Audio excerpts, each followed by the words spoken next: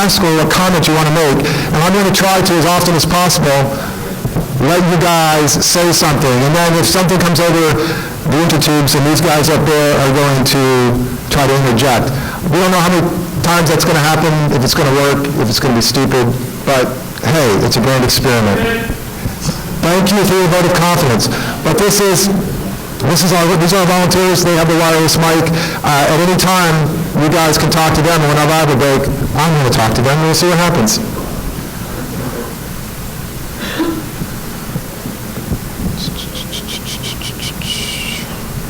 Mic's working? No, how is mic working? Testing. Well, maybe 2016. Welcome to the jungle. It was, for a moment. It's like, Would you say, oh, there we go. Would you guys like to hear a joke? It's a bad one. Okay. Did you read about the guy who got an industrial accident? An accident that just paralyzed him all over the left side of his body? He's all right. That's terrible. That's good, because it can only go up from here. No matter what happens now. Oh, one last thing. It's really weird. I got this email, I told these guys, I got this email from someone who said, I'm a troll, and I want to go. I'm like, all right, I can't stop you. Shut up. So I don't know, the reason we're doing this live is I think it's harder to be a troll in person than it is online. But if that troll's here and wants to stand up and grab penis, I guess we can go ahead and do that. I would hope that the rest of you would tell them to shut the hell up and we would just get on with our lives, but I don't think it really ruins anything. I just think it adds to the flavor.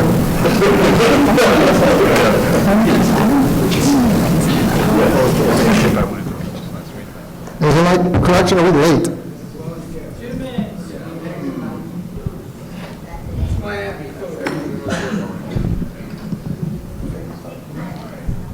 Waiting, sweetheart, just waiting.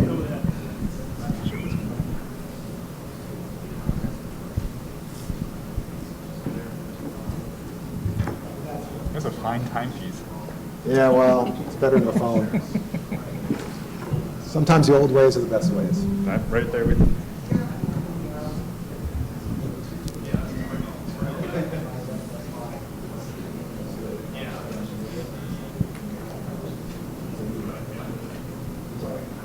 If anybody's live tweeting this, say we're late for security purposes or high-tech reasons, I don't know. From the Texas mics. What? The truth is so much sadder. The truth is sadder, says Chris Hammond. that's what's meant to go to SPJAirplay. The audio screwed up? Oh, yeah. We're not live now, are we? What?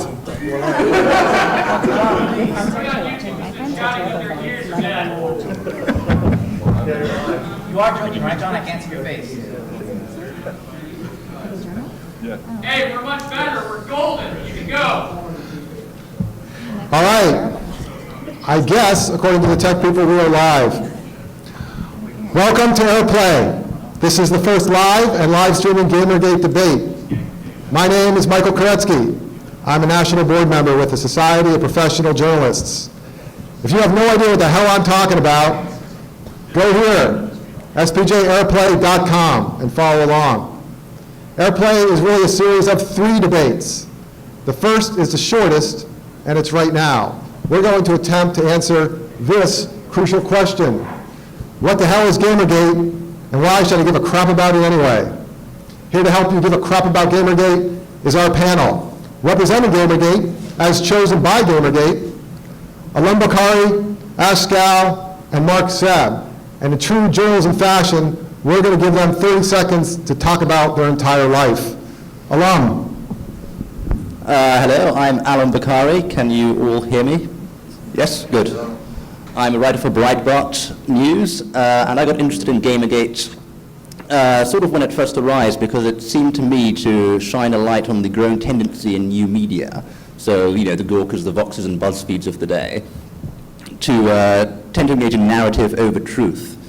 And also their general the general growing hostility, both amongst the new media and on social media, to dissent and a growing tendency for uniformity of opinion? I'm Ashe. I'm an opinion writer with the Washington Examiner. I've been a gamer my entire life. My parents are gamers. My brother is gamer. I go home from work and I play video games. So for me, the narrative was always very important. The way that gamers were being portrayed in the press and the way that the games media was treating games in general. Hi, I'm Mark Ceb. I make videos on YouTube under the name Action Points. And a lot of the issues that GamerGate seems to care about are things I've been talking about for a while, well, a couple of years. So it just kind of seemed inherent that I would fall into this discussion at some point. Yeah, there you go. All right, representing not GamerGate, two journalists, Ren LaForme and Lynn Walsh from two prominent journalism organizations, Point Institute and SPJ, plus Derek Smart, an independent game developer who says he's neutral on GamerGate. Ren, let's start with you. 30 seconds to talk about your life. I don't even need 30 seconds. My name is Ren LaForme. I'm a producer at Pointer. We're a nonprofit training school for journalists. 2 years ago, I think to the day, we released this book, The New Ethics of Journalism, which has an updated code of ethics, very similar to SPJ's. Excited to get into it, excited to talk about ethics. Let's do this thing.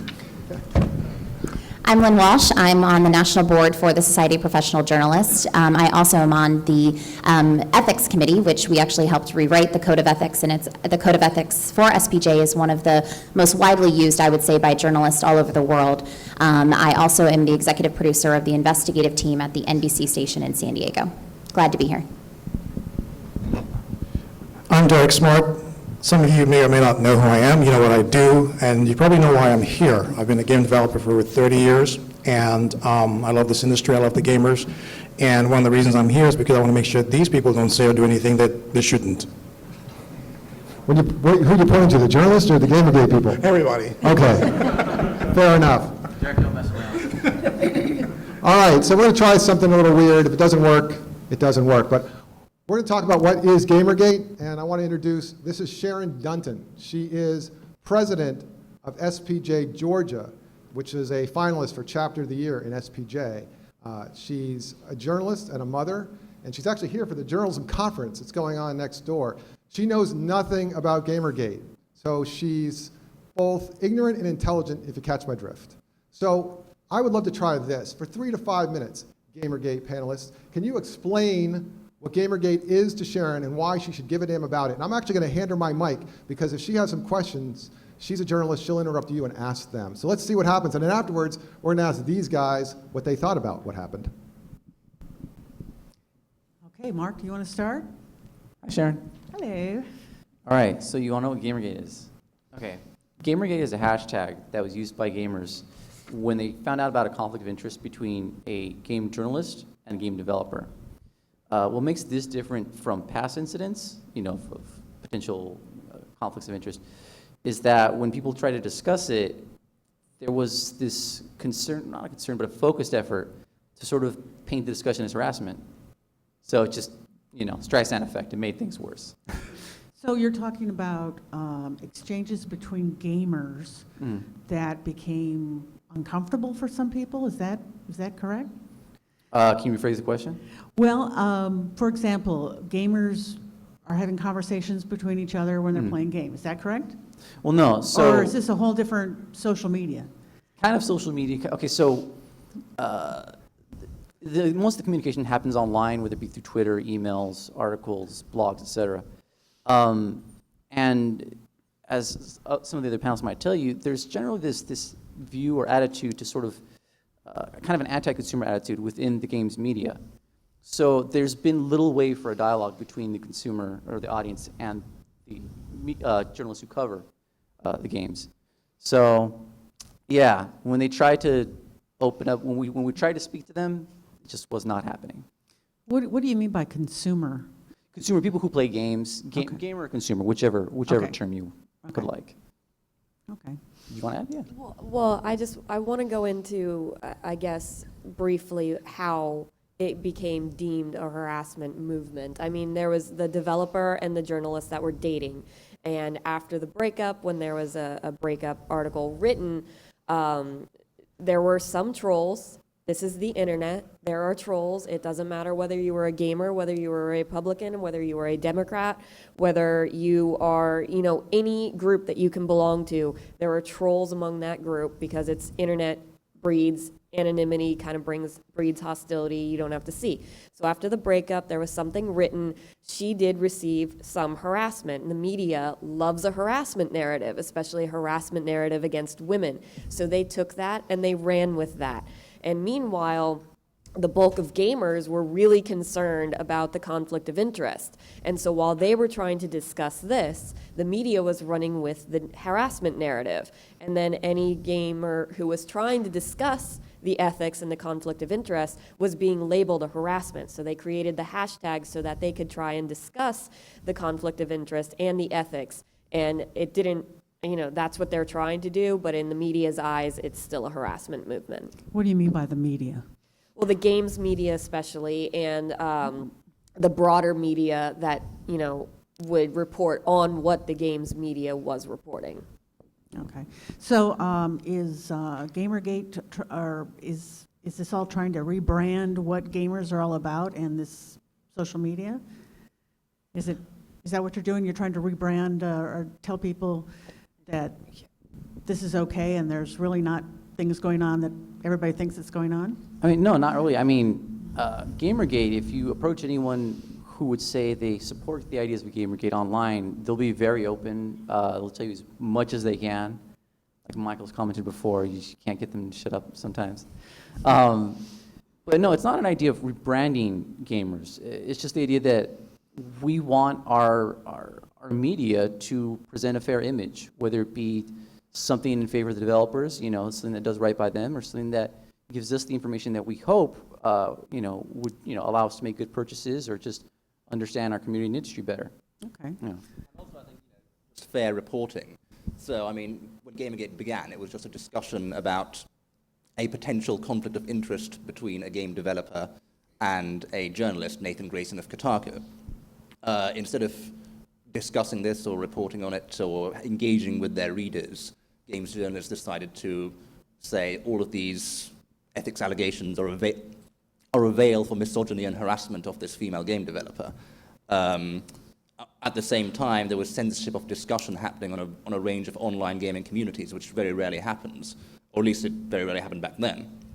So that's what really sort of blew up Gamergate. It was a combination of the harassment narrative, which was related against all gamers, and censorship of discussion. Okay, and just one more question. Can you explain what trolls are? I think I can grab that. Trolls are people on the internet who get a giggle out of you getting mad. All right, so let me ask you a question, because I've known Sharon for a while, so I know she's smart. I know you guys, you know your stuff. What do you now get out of what they just said? Well, what I see is that it's a community that has conversations, and they all have something in common, which is gaming. And there was some kind of breakdown between a relationship, and it sort of went hog wild and took on a life of its own. Am I correct? Yeah. Okay. Thank you. Thank you. This kind of highlights the disconnect of how hard it is to explain something to a journalist in a short amount of time. So let me ask the journalists, what did you learn from that exchange? Or how would you tell Sharon something different? Okay, so when we kind of do a story, you have to make a pitch. Every morning, every reporter comes in, you have to pitch your story. Try to break it down as easy as possible to what the story would look like at the end. To me, Gamergate, as a hashtag, starting out explaining it, that to me is like confusing. I think using the hashtag and Gamergate is how people communicate, but I would tell the story this way. I think there are three main points. There are a group of people that are all gamers. And I think the conversation or the issue is that they have three issues. They have concern over harassment of gamers after they've covered certain issues or that are journalists covering those issues. You also have a concern over media coverage of gamers, both in the gaming journalists, but also outside media. It also sounds like then there are inside ethical concerns over how gamers are covering their industry. That's how I would tell that story, but. All right, hold on, let's pull that for a second. Actually, when you say gamers, do you mean the games media or like the people who play games? You said how gamers, I've already read, but you said the term gamers, and I'm trying to determine if you mean the people who play them or the people who write about them. I think you're talking about both. I think there are concerns about harassment by the people who are writing about it and the people who were involved in that breakup in that situation as well. Sounds like. All right, let me ask, so Lynn, you came into this knowing very little about GamerGate, on purpose did not want to get too educated about it. Ren, you knew a little bit more about it going in, so what's your thoughts on what you just saw? Sure. Knowing what I know and hearing this, if I were you, I'd probably still be really confused. I don't think we've begun to scratch the surface of what any of this is actually about.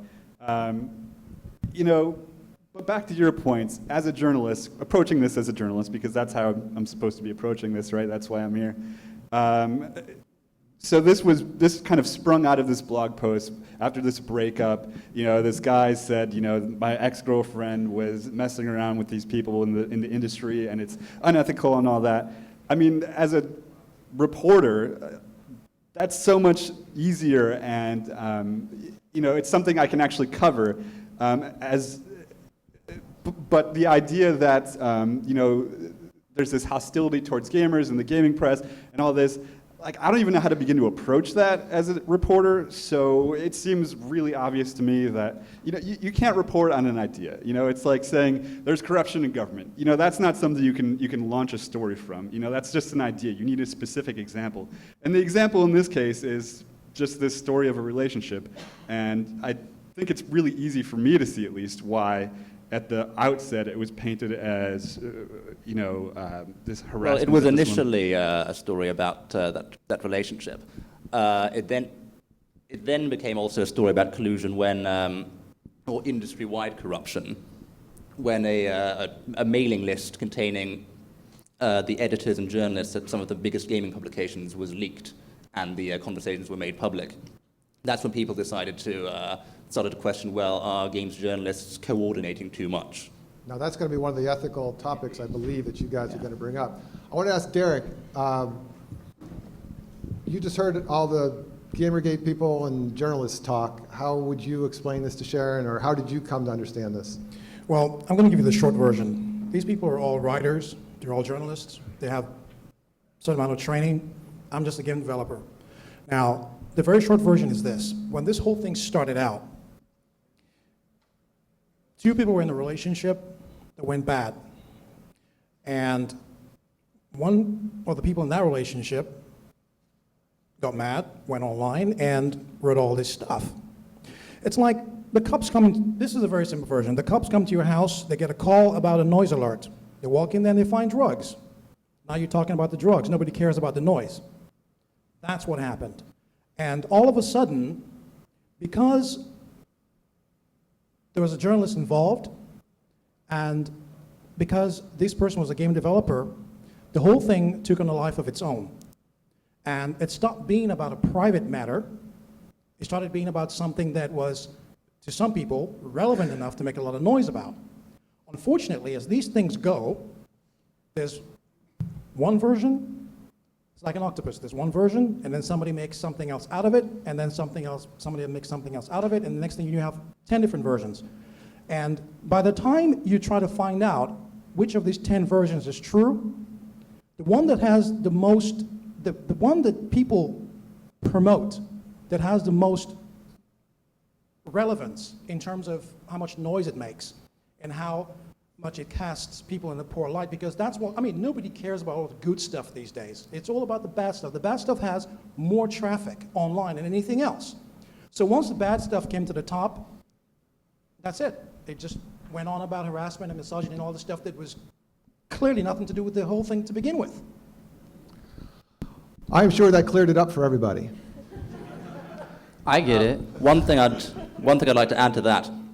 We're focusing a lot on this one example, which sort of helped spark GamerGate, but what has to be understood as well, it was sort of a catalyst for long-running discontent with standards in the games media. There was a whole range of scandals in the years leading up to GamerGate that sort of built up resentment amongst gamers against the gaming press and built up concern about ethical standards. So, it was, yes, the case is important, but it was also just the sort of like the straw that broke the camel's back after a long range of scandals.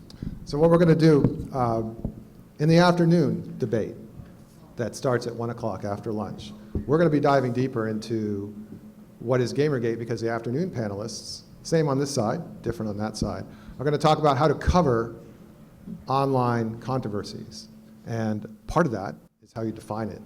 And I know from 3 months of dealing with GamerGate on Twitter that, Ren, there's probably a lot of tweets right now saying, you're an idiot because it's your job, it's your moral obligation, it's your God-given duty to cover us.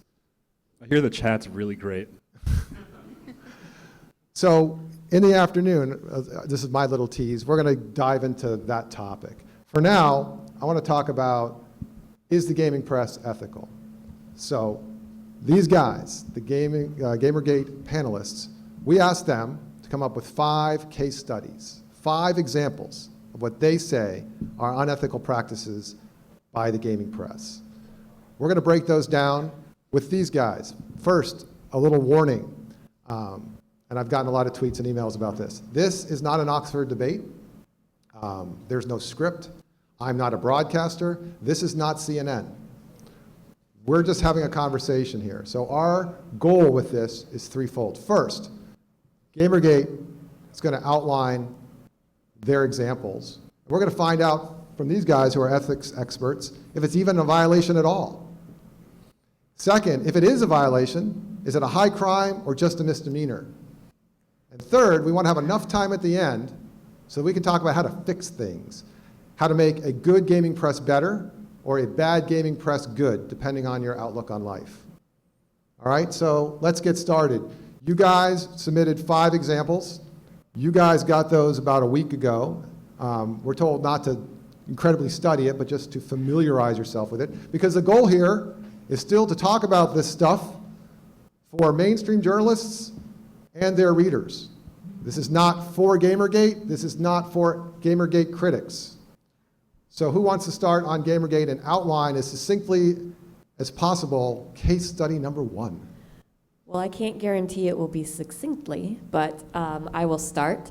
So I guess I would think that beyond gaming journalism, most everyone here and anyone watching remembers the fallout of the Rolling Stone gang rape article from last November. The Poynter Institute actually named it the error of the year. And part of the problem was that Rolling Stone relied on the account of a single source who told this dramatic story of a gang rape. And Rolling Stone didn't end up interviewing anybody else involved, getting the other side of the story, trying to even verify that these supposed rapists even existed. And so the whole story fell apart. And in games journalism, especially with the growing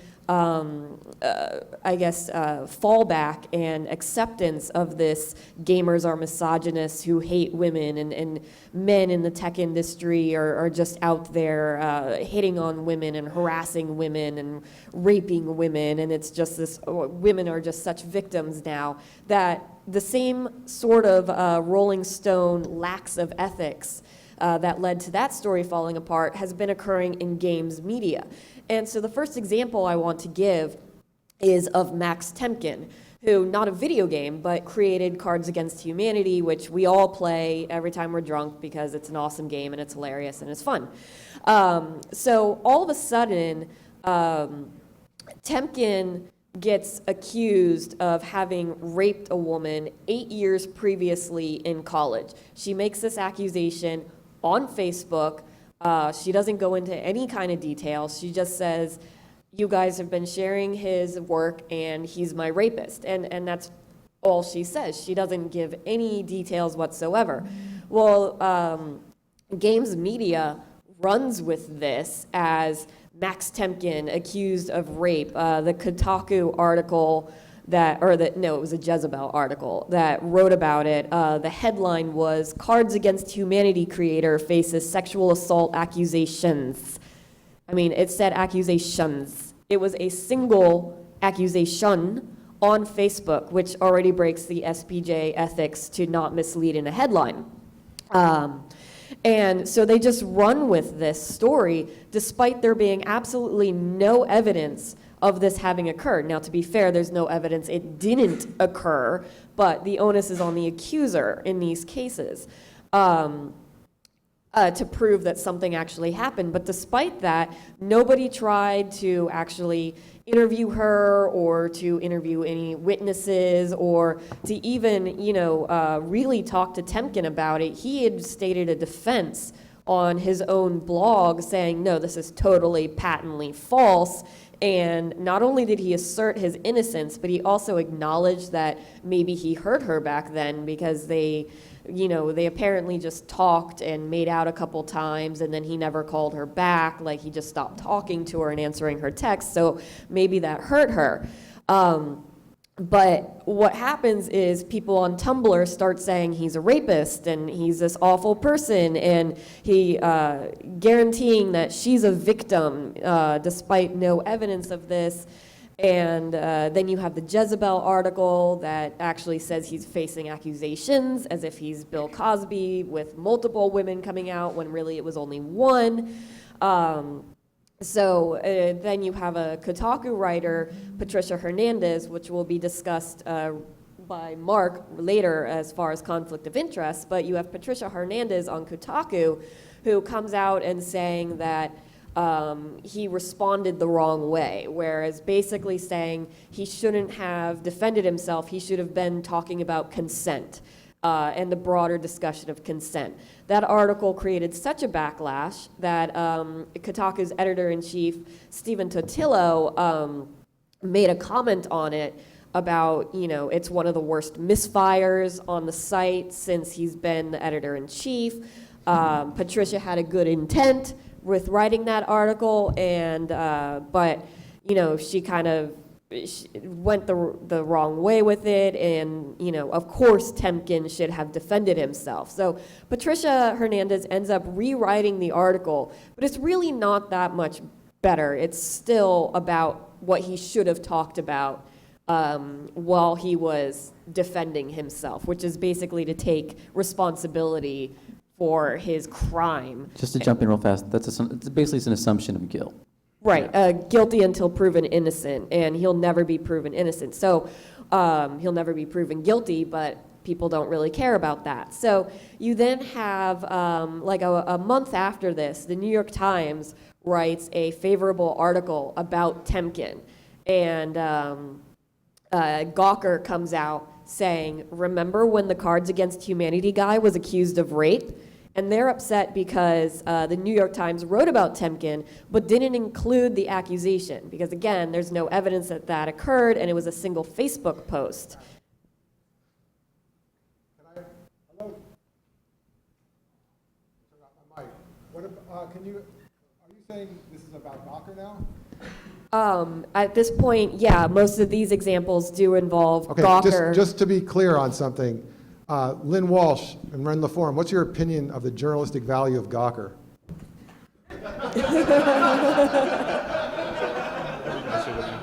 I mean, I would never quote them or cite them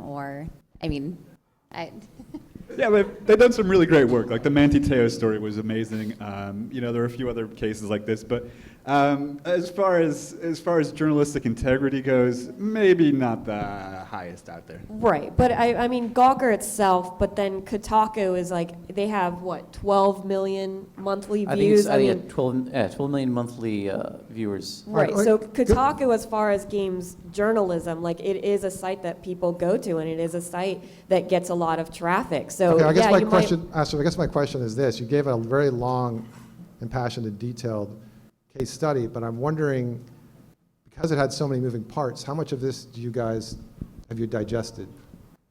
Or do you want to ask questions directly to them to kind of get to the bottom of it? I just want to say one thing. I mean, when we're talking about something really serious and you bring up Gawker, it's just like bringing up, Fox News when you're talking about, serious news,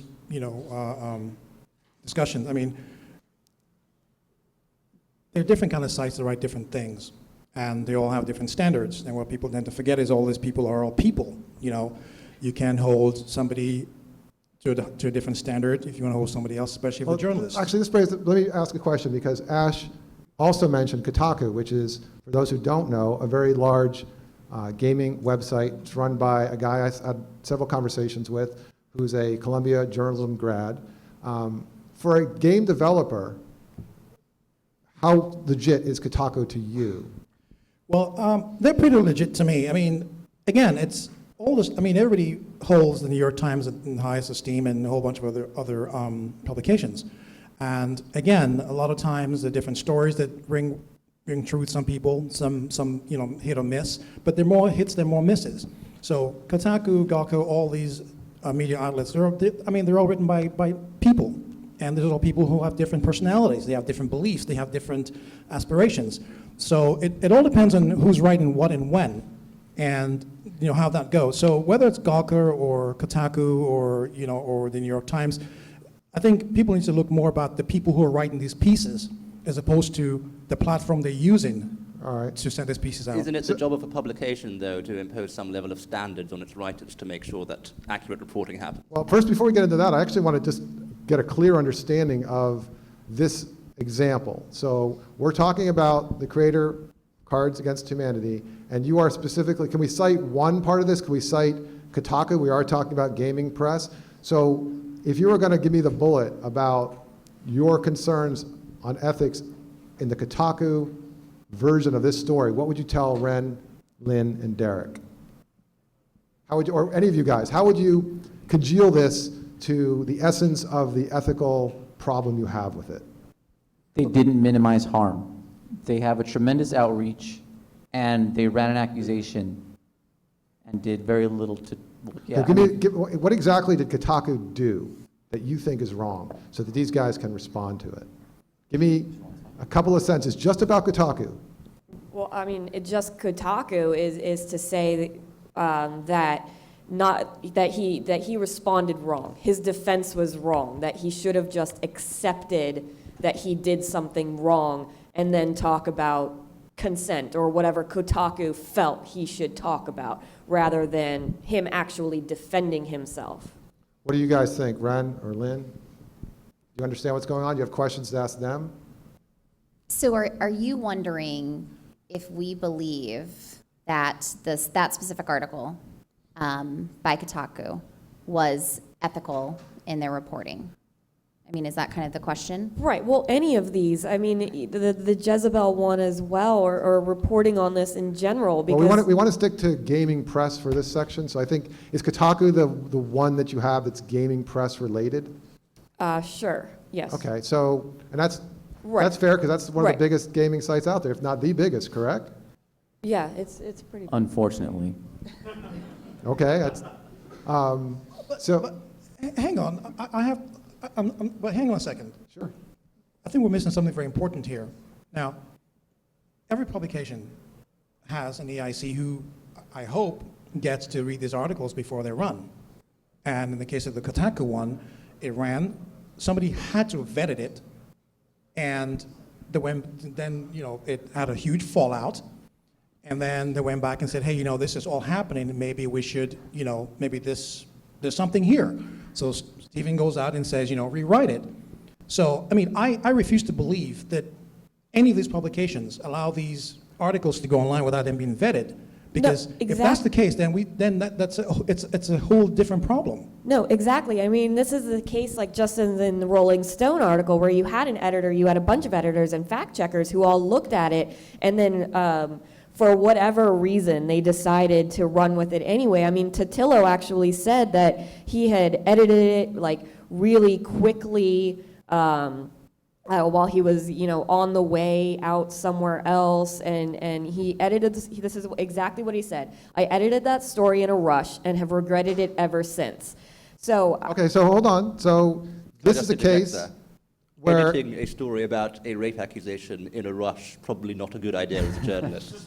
All right, well, but let's set the ground rules, because we have to, this is the problem. This goes back to everything. How are we going to communicate effectively to journalists? I'm hoping that this whole exercise teaches journalists about GamerGate, but I'm also hoping it teaches GamerGate how to talk to journalists. And I've had that conversation online, and people say, journalists should do it this way. Well, I didn't. Don't use Twitter, Koretsky. I know, I shouldn't use Twitter. But Just don't.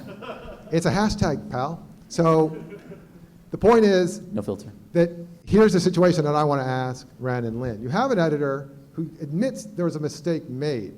So this is not a situation where they're doubling down and battening down the hatches. So the question now is, given this example, and these guys had copies of that particular story, what's supposed to happen after something like that? There's a mistake made, because both sides admit there's a mistake, right? I mean, in journalism, if both sides agree on something, I can definitely claim that to be the case. You have GamerGate saying, that's a mistake. You have the editor of Kotaku saying, it's a mistake. What's supposed to happen next? I mean, the first thing I will say is, unlike someone who's a lawyer or who is a teacher, journalists aren't licensed. I will just kind of bring that up. SPJ does not license a journalist.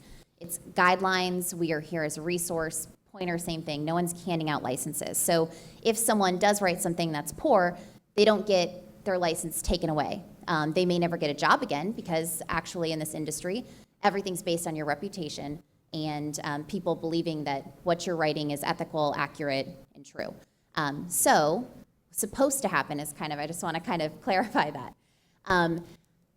If it was me, if it was, my team, a correction would absolutely happen as fast as possible. When we do corrections, we do it so if something airs at the 6 o'clock news, we would then air it in the 6 o'clock news. If it aired in the morning show, it would air again in the morning show. On the web, there would be a correction. We have a policy where we do not take things down, though.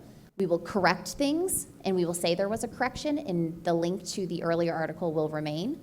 But again, that's where I work and other places I've worked, we have our standards, and everyone is taught those standards. The editors are responsible for upholding those standards. If you don't, there are repercussions. So let me ask about this, because this is the interesting part, at least personally to me. This story went up, it was wrong, and then the editor apologized. But when did the editor apologize? How long after the article went out? Because what Lynn is pointing out is what a lot of mainstream publications have, is a corrections policy. Ren, tell us a little bit about how corrections policies work at newspapers. I don't know. They work. Well, on your ethics code, your own ethics code, what does it say about correcting mistakes and how quickly you're supposed to do it? I don't know if there's anything specific about correcting mistakes, but in this case, if you go back and look at those articles, it's heavily footnoted right at the top. This article has been corrected, there was incorrect information. The problem with corrections on the internet is that stuff gets disseminated, and then when you have a correction, it's really hard to get that correction to go as far as the original information did. It's just not something that's going to happen. In a print publication, you can put that correction right where the story was originally, and maybe the next day people see it, that's what you hope, and you get that out there. But once something's out on the internet, it's out on the internet. It's staying there forever. If I may just jump in, just to give context to it. So the thing is, Patricia Hernandez has this habit of writing these kinds of articles, these sort of opinion pieces that don't really, seem unfair, and it's not. Well, isn't she an example, one of your future examples? She is. I guess I want to just wrap up this example with some lesson. So my question is. Opinion. Yeah, we're going to talk about opinion writing, but my question is this. How did Kotaku correct the mistake? Did they, like Lynn's shop, correct it on their own immediately, or did it require some blowback and it was corrected later? It was a blowback, and then days later she rewrote the article, and you can go find both. They are still, the original is still up there, and Totillo did include an editor's note at the bottom, but again, it took days and it took a backlash from the internet. So that's interesting. I can see Lynn nodding her head, because that's not how it works and other mainstream media outlets. I mean, and I like to think, look, as a journalist, you never want to make a mistake. Whether it's a correction, I mean, that is like my number one thing. I never want to correct something. I don't even want to clarify something. I mean, that like, for me, hurts me personally. It hurts my team, it hurts everyone involved. If it doesn't, journalism probably maybe should not be your field. That said, that's why, I like to think if we do make a mistake, we immediately try to do what we can to correct it, to make it truthful. An apology sometimes might be in order. And those are things that you talk about with your team, depending on how far it goes. Sometimes lawyers are involved. What do we say? Those kind of things. But I like to think that the public would be forgiving if you do correct it, make the mistake, admit that it was wrong, and give them the correct information.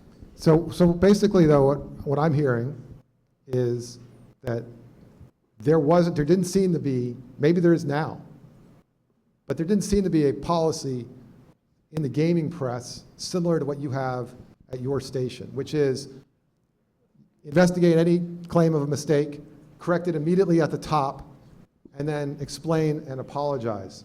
Did that seem like that's the way it happened, or did not happen in this particular case? Not happen. It did not happen that way. It took days, it took a backlash. And even then, I mean, people are still, because of the way it was reported initially and because of the guilty until proven innocent narrative, I mean, Temkin was just uninvited from a festival, and every time that he got invited, and people are like, why would you invite a rapist? Like, there's no evidence that this happened. It's just a Facebook. And the story, you're telling me the story was, I mean, I know, but I'm playing devil's advocate here. So the story was rewritten, but there was no correction at the top? No, there wasn't a correction in her original article. There was the editors At the bottom. Wow. And these articles, these corrections, they never included anything that was like, okay, guys, this is one allegation. It is a Facebook, like, take it for what it is. There's just this whole acceptance that this Facebook post was like on the record fact. There's Okay. it was just credulously accepted. Another point I want to make, because Lynn, you mentioned being forgiving after they correct their mistake. I think gamers are probably less inclined to be forgiven to Gawker, seeing as less inclined to be forgiving to Kotaku because it was part of the Gawker media network, which then went on to report on the case again and again very poorly. All right, I want to get to Ren, but let me ask you a question, Allum.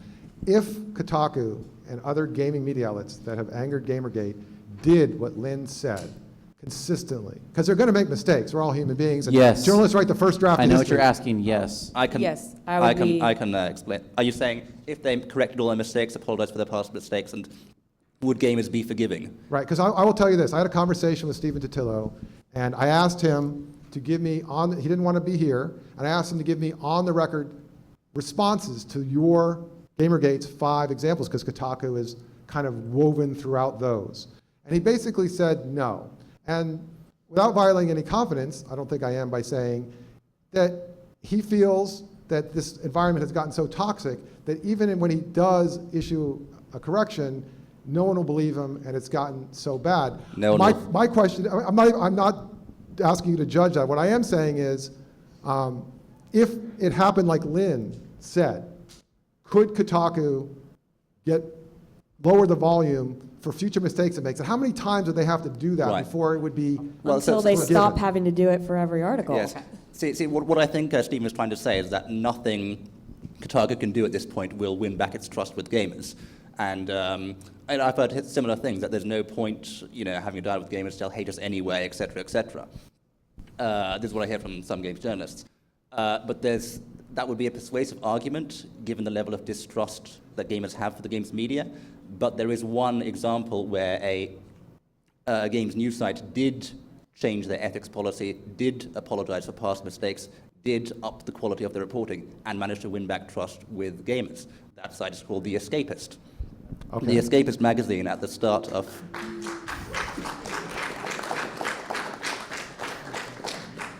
Golf claps all around, okay. See, So I want to get to Ren in a second. I just want to make sure we get to this point. Tell me, first of all, let me just say this. Kotaku is still very large, so they must have some readership, or they wouldn't have jobs. So someone is reading them. They're doing something right. My question to you is, for those who don't like Kotaku, if they adopted Lynn's policy, how long do you think it would take for that to sink into their biggest critics? Can I get on that? Okay, so I said yes, but with the stipulation that it would take time. Some people are going to be more forgiving. Some will not, be so willing to trust them after, for, I don't know, 5 or more years of being branded as some sort of untouchable. I mean, that's what they've done. I mean, most of the people at Kotaku have done that. But I actually want to add another example to what I'm saying is, it's not even just a matter of a website. It can be an individual. Ian Miles Chong of GamerRanks had a very similar way of writing, sort of approaching his audience. He made apologies. He's begun to see the other side of the story, And GamerGate has been surprisingly acceptable. I'm still a little cautious. Are they accepting because he's suddenly agreeing with them, or because he is just doing journalism differently? Because he's recanted his mistakes, and he's Right. considered people's views. Well, that's the thing, is that it's not enough to just, all right, we made a mistake and let's correct it, right? That would be very forgiving, but there also has to be a clear idea that they're going to try and make less mistakes, because it's not enough to be like, oh, well, we'll just throw out an accusation and we'll run a correction later. Like, that's obviously not going to gain any trust back. You have to, you have to do everything in your power to not need a correction in the first place. And another thing, I mean, if I had to give some advice to Kotaku, I wouldn't just apologize for particular examples. I'd apologize for the general trend, say, between 2012 and 2014, with these stories of rape accusations and misogyny, which were a systemic problem, not just in the gaming press, but across the entire press. I mean, Rolling Stone didn't occur in the vacuum. All right. Well, Brent, you were looking like you wanted to say something, and I Sorry, prevented Ren. you. Sorry. We spent a half an hour talking about ethics in journalism and Gawker in this. What? Like, these are the guys that are getting sued for everything they own for publishing Hulk Hogan's sex tape. It's like we're having a gourmet food conversation, but talking about easy mac and cheese. This is just, to me, this doesn't make a whole lot of sense. These guys come from this tabloid tradition. I mean, they're not actually, Nick Denton, the publisher of Gawker, just like 2 weeks ago said, okay, maybe we should think about ethics, and half the staff left. So I can't believe, Well, surely you can understand why gamers are upset to have Gawker come into their industry and start covering it. Sure, but if we're talking about journalism ethics, I'm not sure why we're talking about Gawker. I can tell you why, Ren, and it's because, unfortunately, and I said unfortunately because they're large, gets into my other topic, but you guys, it seems mainstream media doesn't, in the case of SPJAirplay, doesn't know how to approach games. So you rely on the games media to fill your beat. And even though, as you say, it's ridiculous we're talking about Gawker, you rely on them. They're giving you bad information. In the case of the New York Times, they're giving you bad information, and then it's then printing the misinformation, which just makes people even more distrustful of journalists. While I'm sorry it is ridiculous, it has to be done because the information keeps you. It sounds like the mainstream media did pretty good earlier when you said that the New York Times talked about Cards Against Humanity without mentioning the claims. It sounds like mainstream media is pretty fine to me. That was one case, but in other cases, the mainstream media has sort of followed what Gawker had said. Well, not just Gawker, but also a number of other gaming journalists. Can I just interrupt for 1 second? You realize we've been talking about one of your 5 examples, Yes. and I was hoping to get to 3. We won't get to 5. I want you guys to keep talking and wrap this up, but we have some volunteers in the audience. I would like to hear from one person in the audience, talk to our volunteers, and I would like to hear your impressions of what's going on so far. But Ren, one thing to realize is that Gawker and Kotaku, there may be an ownership connection there, and I have been on interviews with GamerGate. I think Kotaku's done some good journalism. I think Gawker's done some good journalism, but this to me is a subject of media literacy. You have to know what you're looking at. You have to know that you can trust it or not. And consumers of journalism have to be educated on what they're looking at. I don't think in a lot of places that's the case. Well, so let me ask this question, because I'm trying to come to a solution to this problem, and not that it's going to be, lions laying down with lambs and everything's going to be great, but it seems like one thing that could happen, SPJ, Pointer Institute, whatever, could actually talk to gaming media outlets and try to get them to institute a standard correction policy. Now, it sounds like, Mark, you're saying it might take years for a majority of GamerGate. No, not a majority. I said some. Some, okay, some, fair enough. If they're like myself and they've seen this for at least a decade, then yeah, I would say they have a right to be wary. But some. I don't want to try and speak for everyone. All right, so Lynn, if we had a standard correction policy for these gaming outlets, do you think that might not solve the problem but lower the volume? Well, that's what I was going to say. While yes, it might be Gawker, they still have a great reach. And while I like to think that my mother knows the difference of what link that is being shared, and I love my mother, I'm not sure that everyone does. So it's very, very important, I think, that if you're writing online, if you're doing anything, whether you're blogging or whatever, that you do have your own ethics code, you're looking at professional ethics code, and you're adopting those to act appropriately. Agencies should have that too. Organizations should have that too. And would someone like SPJ, not to speak on their behalf, or Pointer, but I'm sure if Gawker approached one of us and said, hey, we need help developing standards for ethics, for correction policies, for anything like that, someone would agree and say, sure, we will help you based on our codes develop something Right, for your and I don't organization. think that we can just say, oh, well, it's Gawker, forget it. I mean, we know that Gawker has problems, so we can't just ignore them when they do have, billions, I think, of monthly page views. I mean, they reach a huge audience, so yes, 12 they million. need, well, that's 12 Kotaku million. specific, but Gawker's- Gawker in general Yeah. needs reform, and it's not going to come from the top, so it has to be that grassroots. And the thing is, even if loads of people think, they're crap, and, experts and journalist ethics think they're crap, their stories still do real damage to real people. I mean, Temkin is just one of the examples. Right. Mike, I mean, well, I just want to say one thing about collectively what everyone has said. It's that it's about people who write these articles. Now, it's easy enough to take one or two articles and say Kotaku or Gawker Media have done this, that, and the other, but you have to look at the people who write these articles first and foremost, and forget about the platform they're using or whatever. I'll give you an example. This is probably not going to be a very popular one. Nathan Grayson is a very good gaming writer. I followed his work for a very long time, and he wasn't originally at Kotaku. He came from another publication, RPS, and people still read his work. Now, if we're saying that, well, this is all about Kotaku or Gawker or Fox News or whatnot, what we're automatically doing is tainting the people who really do the good work at those publications. So I think what everyone needs to look at is it's not really about what they're writing and how they're writing it, but it's about the people who are writing it, what training those people have, and the people who are responsible for them, the EIC, the people who vet all this work. They're the ones who the spotlight should be on, because if they don't toe the line and they don't set these standards, then these writers, no matter how good they are, have free reign. And that's been going on for a very, very long time. And because they don't know any better, it continues. right, and that's I mean, obviously, this is what this is about, which is maybe you just haven't learned this.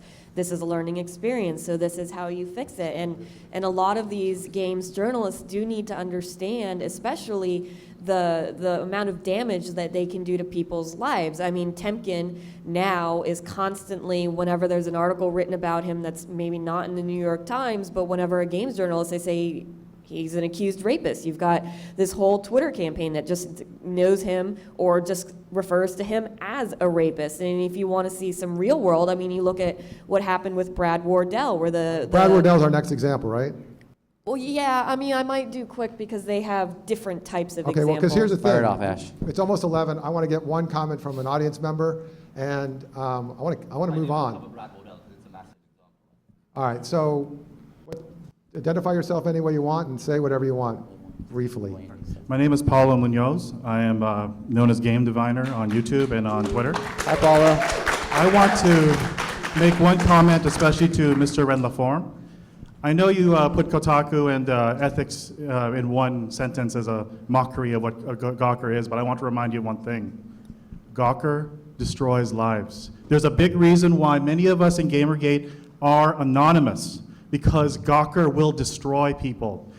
Take the example of Justine Scavo, I believe her last name is that? Justine Sacco. She was one woman who made one wrong tweet, and the man who destroyed her life, Sam Biddle. And we are facing them. Nick Denton himself has said we have cost him 7 figures of money on advertising revenue. Do you think any one of us here wants to put our face to that? When Gawker is willing to put out hundreds of people's private citizens put out their addresses because they own a gun in New York City. We are scared to put our faces out here, and people here who are in GamerGate are putting our faces out here because we believe in this, and this is Gawker's power. Gawker is not just unethical. Gawker is willing to destroy private people's lives, and by putting my face here, I put my family in danger. But I'm willing to be here because I believe in gamers. I believe they are good people, and I believe we have been mislabeled this entire time.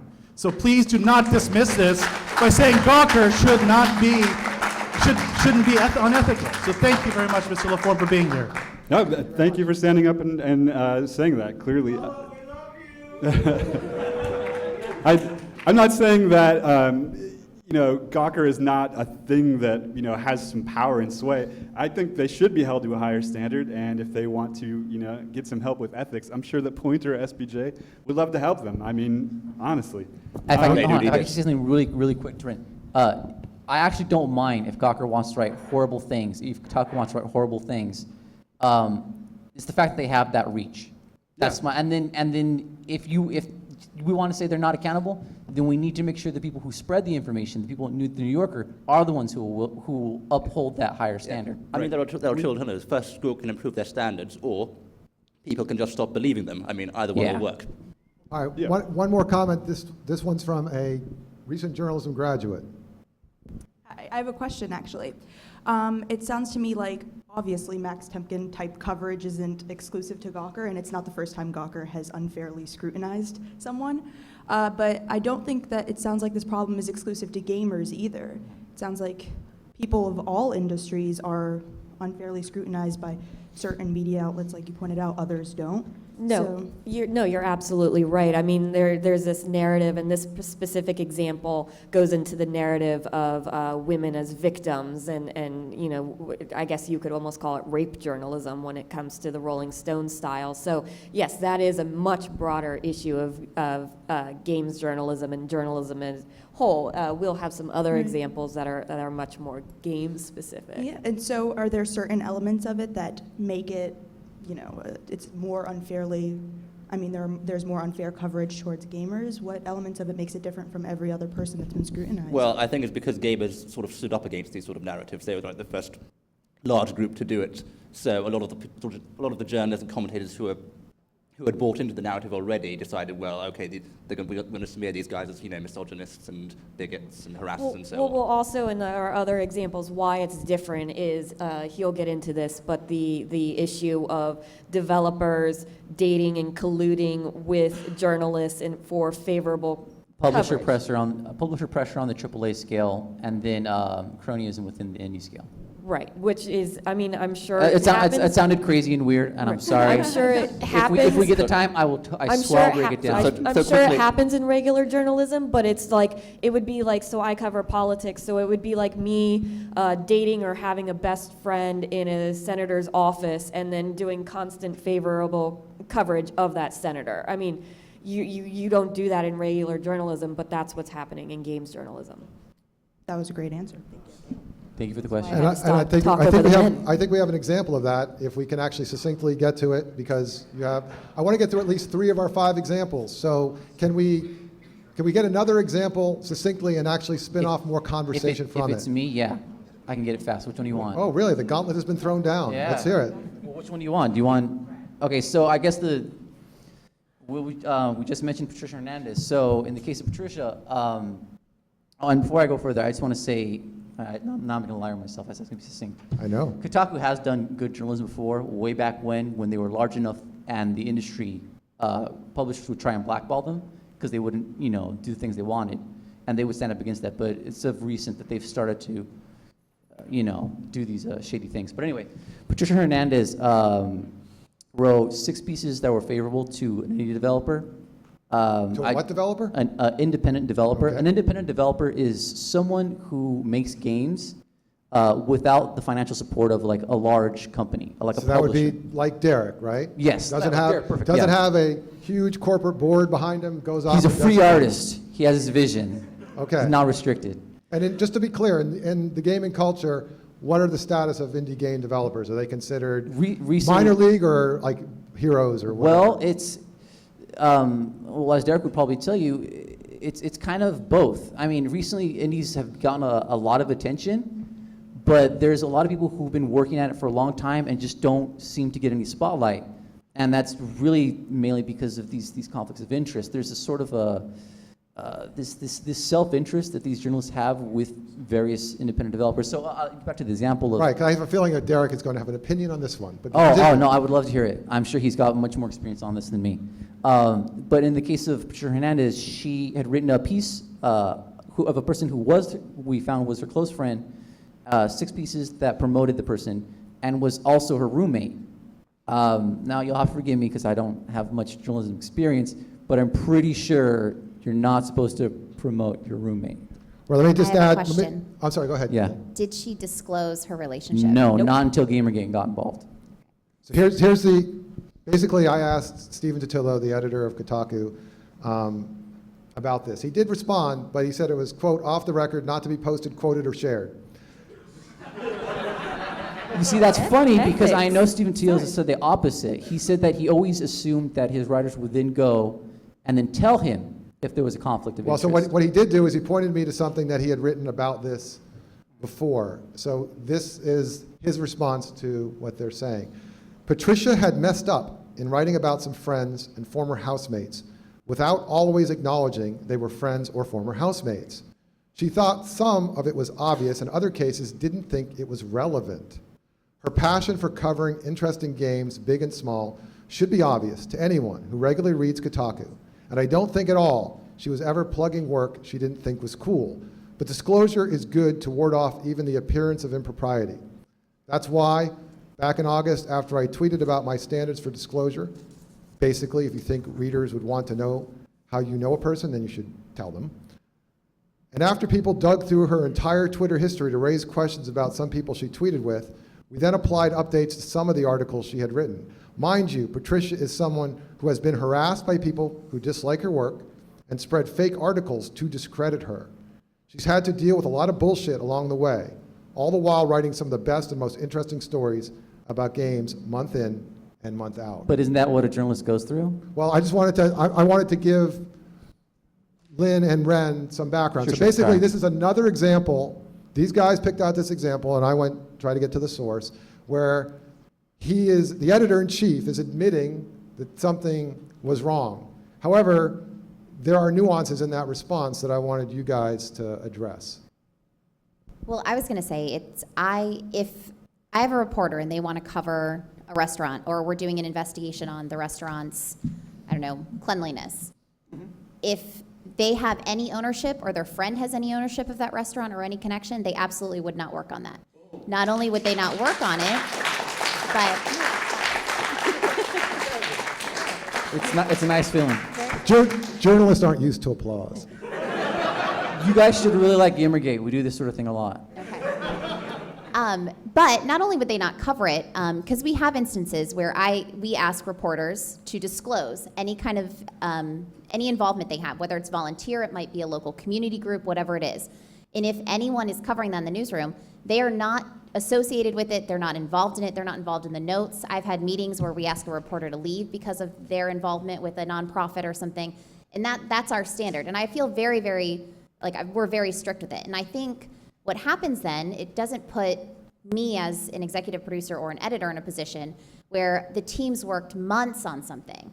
It's a great piece of work, and then the only thing anyone focuses on is that conflict of interest. And I mean, that's, one, we do it because I think it's the right way to do it ethically, but two, because we want the work to shine through and we don't want to give it the chance of having it to be focused where they're going through someone's Twitter feed and now the conversation is, well, they only did that story because it's so-and-so's brother or something like that. So even a disclosure in that instance, if she were to disclose at the beginning, I don't think that it would really help because you get through the entire article and then oh yeah, this game was by my best friend. I'm saying if it was me, I wouldn't have her involved with that at all because of the relationship. But let's say that even if someone else is writing about it, I would say maybe there could be talk, and I would consider, do you disclose somewhere in the article that someone on your staff has a close relationship with this person? I think that might be I think I wish that you were involved in game journalism. It would make things a lot easier. No, just to speak to that point, and I do this with caution because once again, I try not to speak for all of GamerGate or many people beyond myself, but what I've seen is for some people, it's fine if they put a disclosure. If they just say up front, I'm friends with this person, the gaming audience, as you've seen, they're invested enough, they make the effort, they go look for answers, that they're like, if they just tell them, I'm friends with this person, they don't feel they're being lied to. They're like, okay, I can then make this judgment and say this writer's passing their opinion through this lens. And that's probably just enough. It's the fact that the media becomes hostile and anti-consumer or anti-gamer, whatever you want to call it, is I think what's really made a mess of the situation. Ren, can I ask you a question? I love putting you on the spot most of all. I love it. I want to reread. Wish I could read the chat. I don't want to read it either, don't worry. I'm going to make sure that your Twitter feed is just going to get bombed. I want to reread one sentence from the editor of Kotaku's response and get your thoughts. Actually, two. She thought, the reporter, thought some of it was obvious and other cases didn't think it was relevant. And then the editor says, I don't think at all that she was ever plugging work she didn't think was cool, but disclosure is good. Disclosure is good. I mean, I think if we come away with anything at the end of today, it's that the Gawker network is not the most ethical Well, place. actually, with the disclosures issue, that wasn't just Kotaku, that was endemic across the gaming press. There were problems at PC Gamer, Polygon. Right. So, I mean, Actually, there was even a problem with The Guardian. Is Well actually on the drinking game bingo thing that I saw earlier? the man's British, come on. Should I just jump into the next example then? Hold on, I just want... This is a slam dunk for you guys. You got one. You got an ethical dilemma here. Look, this is unethical. I agree. I'm sorry, but we have to keep going. The ride never ends. We have to keep going. The ride never ends. Ren, on that point, so I assume then you wouldn't agree with the culture editor of Vox when he said GamerGate has yet to uncover any legitimate ethical problems in gaming journalism. I mean... He must be wrong. Yeah. He's wrong.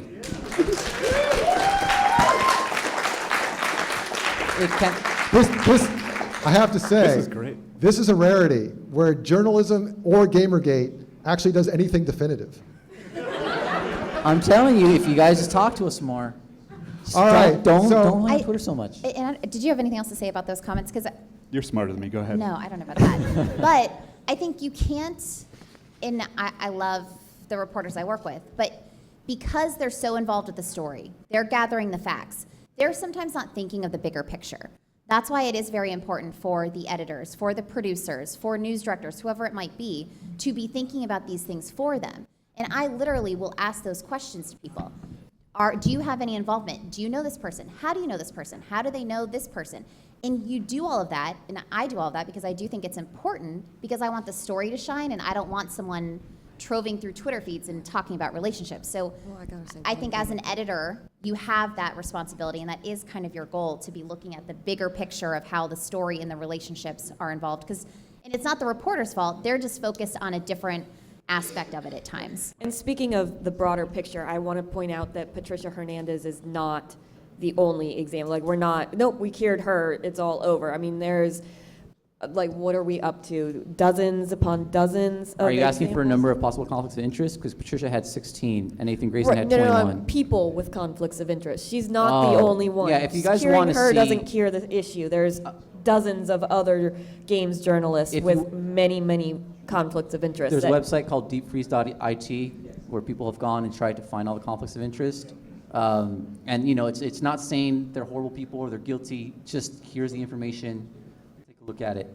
And then I know there's a giant list. Someone's made a paste bin where they meticulously have every single link of possible bit of information. So if you want to go and investigate that, you can. In our ethics book, the new Ethics of Journalism, available in fine bookstores near you, we've actually, the ethics code in SPJ says act independently. We changed that a little bit to be transparent, which is essentially the same thing. But it acknowledges the fact that in some of these communities, small, indie gaming communities, for example, it's almost impossible to not have friends in the industry, to not know people. And so we clarify that in cases where you can't get around not using people who have relationships, to be as transparent as possible, to clearly articulate what you're doing, and to let people know, that this exists. So. And just to build off of that, I think the other thing is to avoid conflict of interest, and this is from the SPJ's Code of Ethics, real or perceived. And I think that is so important, because while you may not see it as a conflict of interest, the fact that someone else could or possibly could is huge too, because if the public perceives it, then the reality of the world we live in is that it will become a conflict of interest in the public's state of mind, and then there goes your story. And this is not a games industry specific problem. I mean, automotive journalism, beauty journalism, food journalism, these people all know each other. You just have to be as transparent and independent as possible. I I can give you one that's game related. But to that point, Hold on, before we I don't go. think you have to. We kind of agree here. Yeah, so before we get to another example, because sometimes these ethical examples exist in a vacuum, I want to ask Derek, because these examples directly affect independent gamers, Yes, so please. game developers. So Derek, talk to me about how some of these things that apparently all sides agree on, right? We've had 2 examples so far where the editor has agreed there was a problem, although maybe not agreeing it's as much a problem as everyone else is, and you have the journalist agreeing. I want to know how it affects the end user, the reader, the person. Talk to us about that. Well, first, I agree with all of them. I mean, there's no debate about that. I mean, we all know that there has to be these disclosures. You have to be upfront about them. The way it affects, well, it's not about how it affects independent developers. It affects everybody. It affects gamers and developers as a whole. But as I mentioned earlier, this problem has been going on for a very, very long time.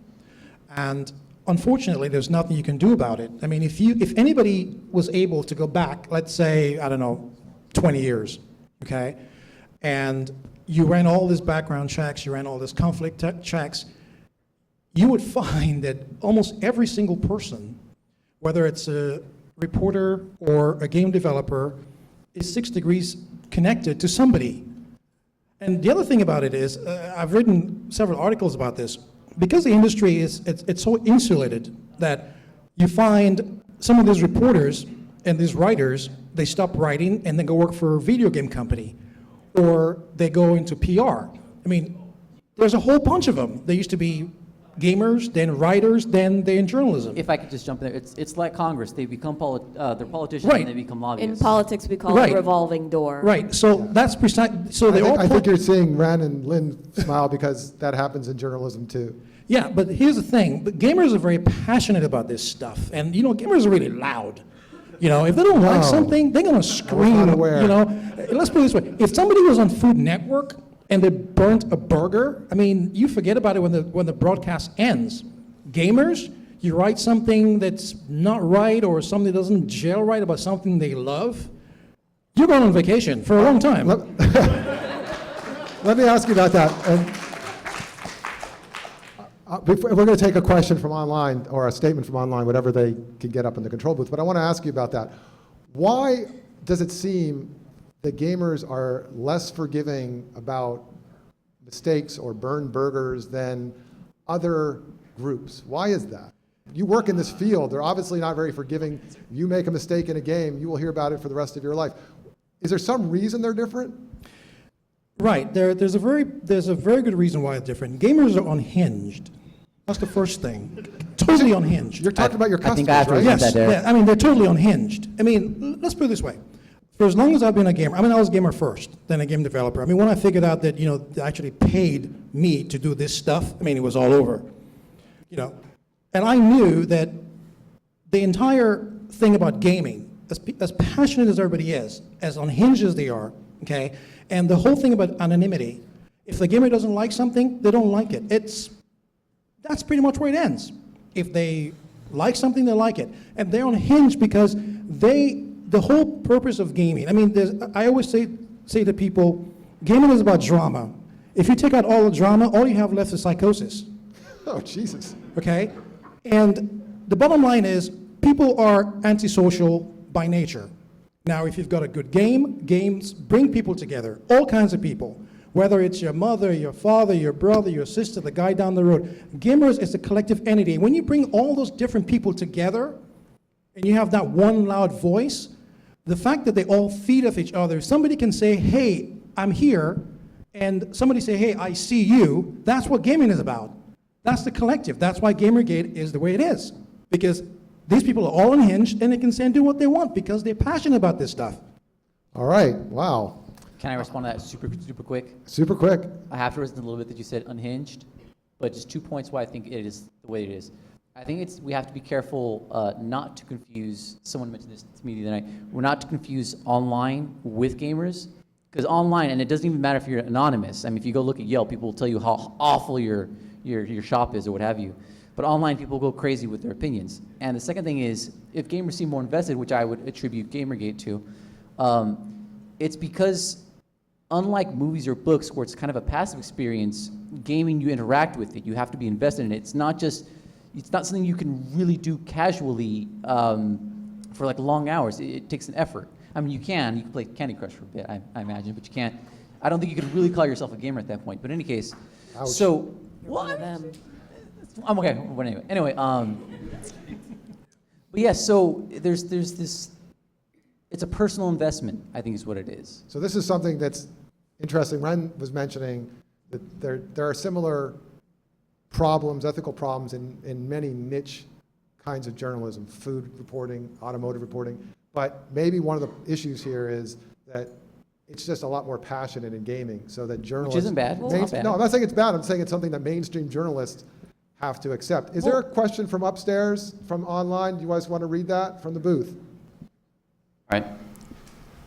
So, while journalists are certainly held accountable to codes of ethics, how will this apply to amateur journalists or to bloggers?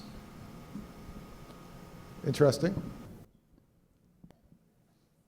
Basically, if it's not Kotaku, if it's somebody trying to start their own blog, how are they supposed to learn about good journalism ethics, and apply them? So I think if you are writing online, whether it's your personal blog, Facebook post, whatever it is, I think you have to be aware that it's public, even though you may think it's private. And I think if you want to be taken seriously and respected, that you should have some kind of ethics in place. And I think if you want to turn, there are codes out there, and I mean, I think SPJA's is one of them, journalists who have been doing it for, years, who can give you that kind of advice. In my opinion, you don't have to be with a news organization to adopt a code of ethics or abide by it or follow it. I think everyone should be. As far as getting advice, or if you have questions, you can contact SPJ, you can contact Pointer. There are tons of organizations that write about this on a daily basis. Well, what if I'm not an SPJ member? I don't want to spend $76. You can still contact us. So SPJ... They can go download the Code of Ethics from the SPJ website. Yeah. But that's you're true. saying... And put it on the wall. But even then, a lot of this, I don't want to say common sense, but you just kind of think about it. You want your article to be accurate. You want to make sure that you're not giving false information, because that reflects poorly on you. And you also want to make sure that people want to read you because you are coming from a standpoint that's maybe not being a cheerleader for a specific thing when you're presenting yourself as a neutral party. Right, so I guess what I'm wondering here, based on what we talked about, I don't think a lot of people know that, say they're going to start up their own blog because they're mad.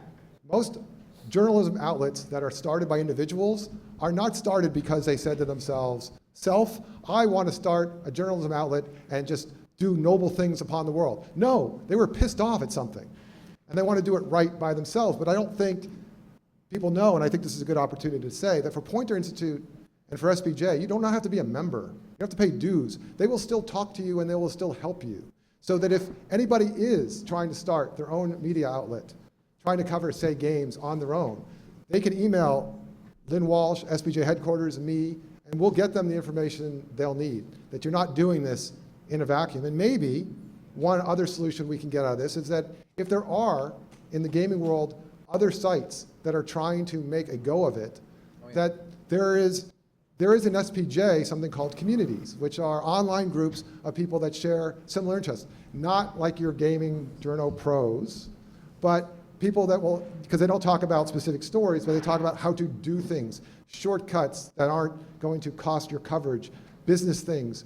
Maybe there needs to be a community of those smaller gaming sites that gamers themselves like, and maybe SPJ can help facilitate them, not dictate to them. We don't even know half this stuff, but we can maybe help. Does that sound like it might work? Yeah. Well, the good thing is, after GamerGate, a number of new sites did spring up in specific response to the allegations of poor standards in the more established ones, and they started off with clear ethics policies. So there was one called Tech Raptor, there's another very popular one called Niche Gamer, and a few other ones as well. Okay. And most of the big sites then, enforce, or they compose ethics policies. I don't know if they enforce them. We'd have to keep an eye on them. But yeah, so despite what the mainstream media might say that GamerGate's all about harassment, actual changes come from it. It's just numerous changes, but you don't hear about it because if it bleeds, it leads, and no one's bleeding when there's good news. So.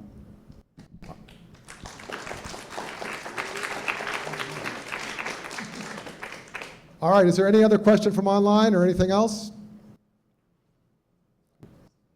Okay, we'll just keep going on and we'll get back to them later. All right, let's try to get through one more example. I can do it super duper fast. I don't believe you. I bet you're gonna dare me? You gonna challenge me? Okay. I double dog dare. Okay. Super duper fast because I know it's something the media has the gaming press has criticized GamerGate for. Within AAA development, AAA meaning like large development, not just the indie scale, but for a game to be made, it's sort of like a movie. They need a studio, or in terms of games, there's a publisher. The publisher finances the studio or the production group to make the game and or movie. So it's developer would be akin to the studio, the production group, studio akin to the publisher. And this is the Jeff Gerstmann example that you guys have read. Jeff Gerstmann had reviewed Kane and Lynch a 6.0 for GameSpot. He was then later fired because it was scored too low. The website was covered in ads for Kane and Lynch. And this is something that's been in the industry at least the last 10 years, which we know from personal account of Dan Hsu, former editor-in-chief of Entertainment Gaming Monthly. So not only is it a matter of on the indie scale, people promoting their friends' cronyism, also on the large financial scale, the publishers putting pressure. Now, in this case, is there any acknowledgement that that happened from both sides? In the Gerstmann case? Yes. Absolutely. Okay, because we had two other examples here. For these guys, it's very important to know if, like Stephen Totaku or Stephen Totillo of Totaku, let's say that 5 times fast.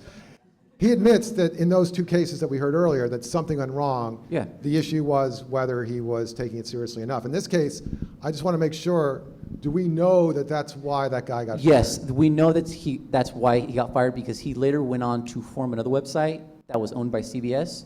CBS then acquired GameSpot, and he was no longer forced by an NDA to not speak about it. He could actually clear the air. That's why we know, because only years later, when the legal information had cleared, and it was no longer going to hurt some brand, we go into it. All right, so this gets to a facet of journalism called reviewing, which is controversial not only in gaming, but especially in music. Obviously, as Ren said, in food journalism, automotive journalism. And this gets back to something that GamerGate has specifically asked me in the past several months. What is the difference between reviewing and reporting?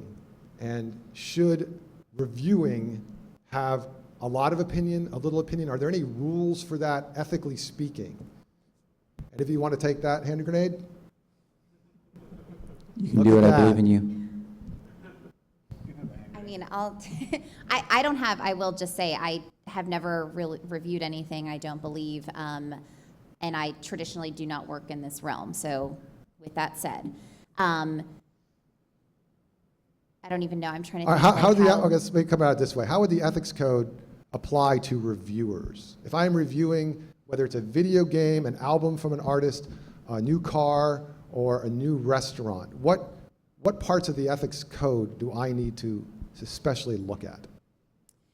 I think the act independently and the be transparent. I mean, I think those are two things. So if there's some kind of relationship between you or your company where you're working and the product, so in this case, a game or the game developer, I think that should be disclosed. That would come under transparent. That would also come under act independently.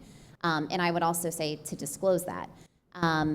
As far as opinion, how much opinion goes into it versus facts, I mean, I think, isn't that what a review is about? It's about your opinion, I would say. So, I mean, I think... Well, the issue we've been having with the reviews, and he can get into this more, is just the developer is basically, has this power where if you don't give them a good enough review, then you're either financially or your job... The publisher. Publisher. Go ahead. Okay, so I was actually going to approach that a completely different way. Go ahead. And that is from something that I do have experience with investigations. Whether, we at local news organizations and pretty much every organization I've worked at, it's ad revenue or it's donations based. So because of that, people always ask me, have you ever been asked to stop working on a piece or have a piece pulled because maybe an advertiser didn't like it? Fortunately, I can say that has never happened to me. Do I know that it has happened to other people? In mainstream media, absolutely. Other people have experienced that. Personally, I think that's wrong. I would fight back against that in my organization. That said, have I been in situations where we've covered something that an advertiser has a big stake in, and we get a lot of money from them? Is our piece critiqued a lot more? Are there a lot more questions from higher ups that you maybe haven't talked to in 6 months? Absolutely. I'm okay with that though, because at the end of the day, if they're just pushing me harder and we know the facts and we have everything together, it still goes to air. And luckily, like I said, I've worked for people who support that. I like to think that everyone working at a journalism publication has those people that support them like that and take the backlash of whatever it comes, whether advertisement dollars are pulled or whatever that is. Unfortunately, not everyone does, but I think that's where we want to get to. That's what every journalist wants. You want to work for someone who says, I don't care if you pulled millions of dollars of advertising, we're going to do what we want because it's in the public's interest.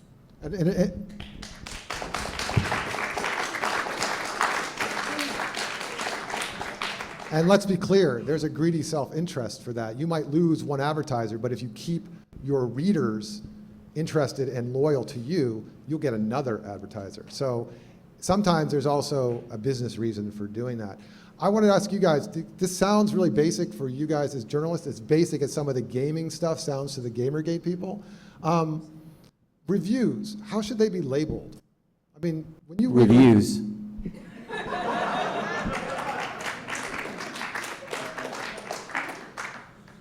Because, Sorry. well, no, that's a fair question, because it does seem on some of the gaming sites I've seen, even the ones that you guys say you like, because they represent. I don't like any. What are you talking about, Kretzky? All right, that's true. You hate No, I'm everything and everybody. I'm joking. There doesn't seem to be a lot on these gaming sites. I don't know if you looked at some of those links, but it doesn't seem to be a clear separation as there is in broadcast journalism, where you know if this is a feature or an opinion at the end of the broadcast, where online for mainstream media outlets, it'll say opinion or review or sports or news. That doesn't seem to exist as much in the gaming press. What should be done about that? How should those sites be segmented out? Yeah, I mean, this is just a problem of web design, right? Like, if you have an opinion piece, it should be somehow clearly labeled opinion. If you have, some completely awful satire website, these things trick people all the time. It should be labeled satire, Unfortunately, there's nobody, nobody's going to make you do that. No one's policing the internet. So I think for publications, they have a responsibility to make it pretty clear when, you're looking at an opinion piece, or you're looking at a review, or you're looking at a news article that approaches something from a more centrist point of view. Yeah. I mean, I think BuzzFeed, and I will bring it, BuzzFeed does a good job of this by highlighting things in yellow, or at least they did. Well, I think they still do, I don't know. I mean, things like that you can do to tell a reader, this is sponsored. Saying sponsored, maybe. I mean, if you went to a concert and everything was paid for, I think that should be disclosed if you're reviewing it. I mean, I personally really do. Does that happen? I don't really see that happen a lot or ever. In my opinion, I think it should be, because if I'm reading Entertainment Weekly, and they're writing a great article about a movie, but it's owned by the same company that they're published by, which happens all the time, I think knowing that as a viewer would help, and as a reader, would help me think about, okay, is this actually good, or are they just saying it's good because they want to make money? It sounds like I just asked you these really basic questions, like no duh, but here's why I was asking you those questions. Recently, while organizing Airplay, BuzzFeed did a story on SPJ and this event.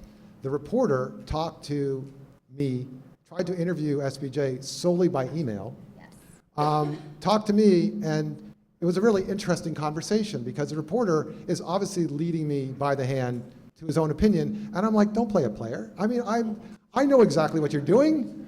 And then the story comes out, and it's kind of slanted. Now, I would be totally cool with that if it said BuzzFeed opinion or review of Airplay. I think it's going to suck.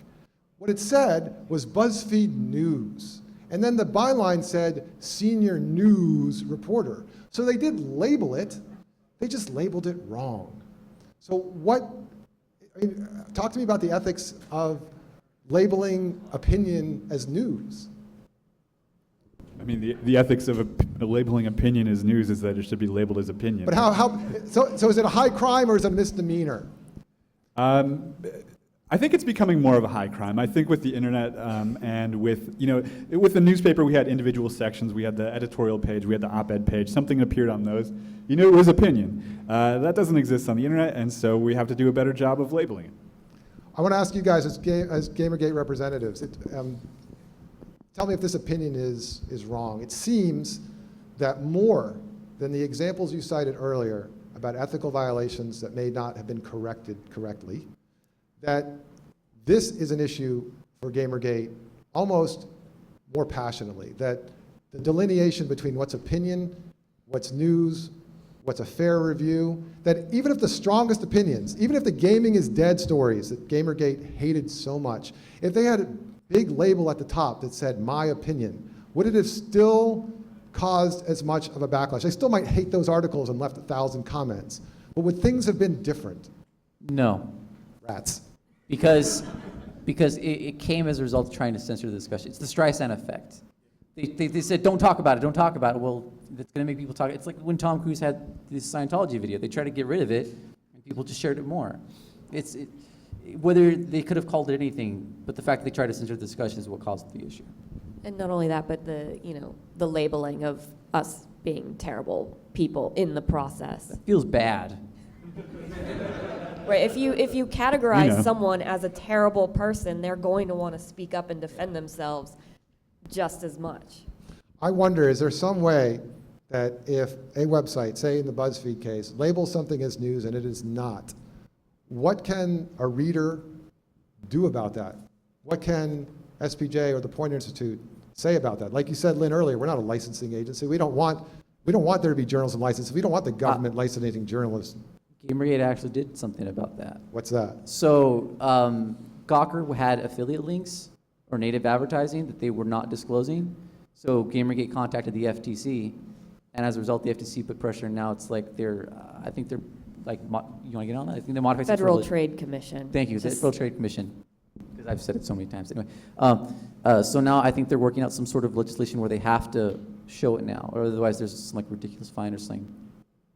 Sorry, I just want to show a little about what can be done.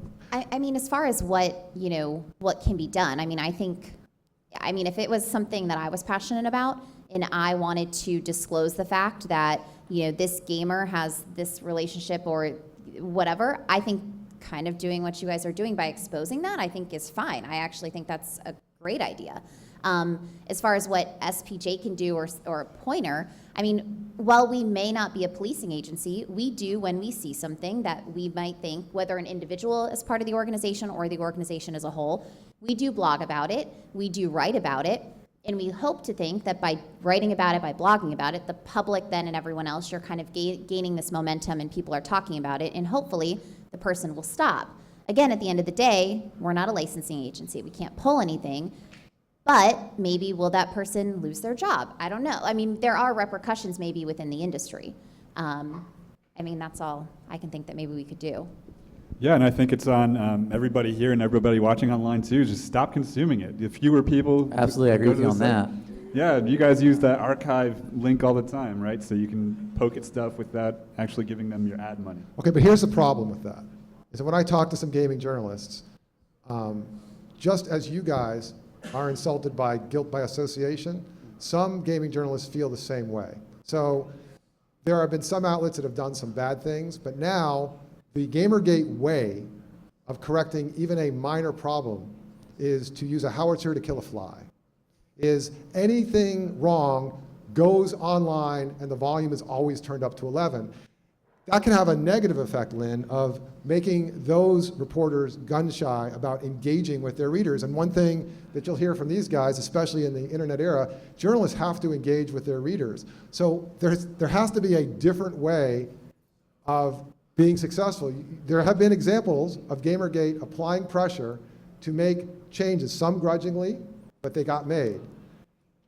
We have to try to come up with a different way of doing that. Otherwise, you'll fix each individual problem, but you'll create a lot more. Right. Well, I mean, and that goes beyond games journalism as just sometimes if you're a single person and you send an email to a journalist and say, well, this is wrong, wrong, wrong, they might be like, yeah, well, that's just your opinion. But if enough people send it, then they actually take notice, which is what this is all coming from, or is that they've needed more voices than just one in order to get a problem So let me fixed? ask you a question. What if, out of this event, if not SPJ National, I know they're the Florida chapter, what if they were to help set up a community of either gamers who are interested in journalism or gaming journalists themselves to write on a blog under that chapter's name, so it has some journalism, impression to it, in a clear, not violent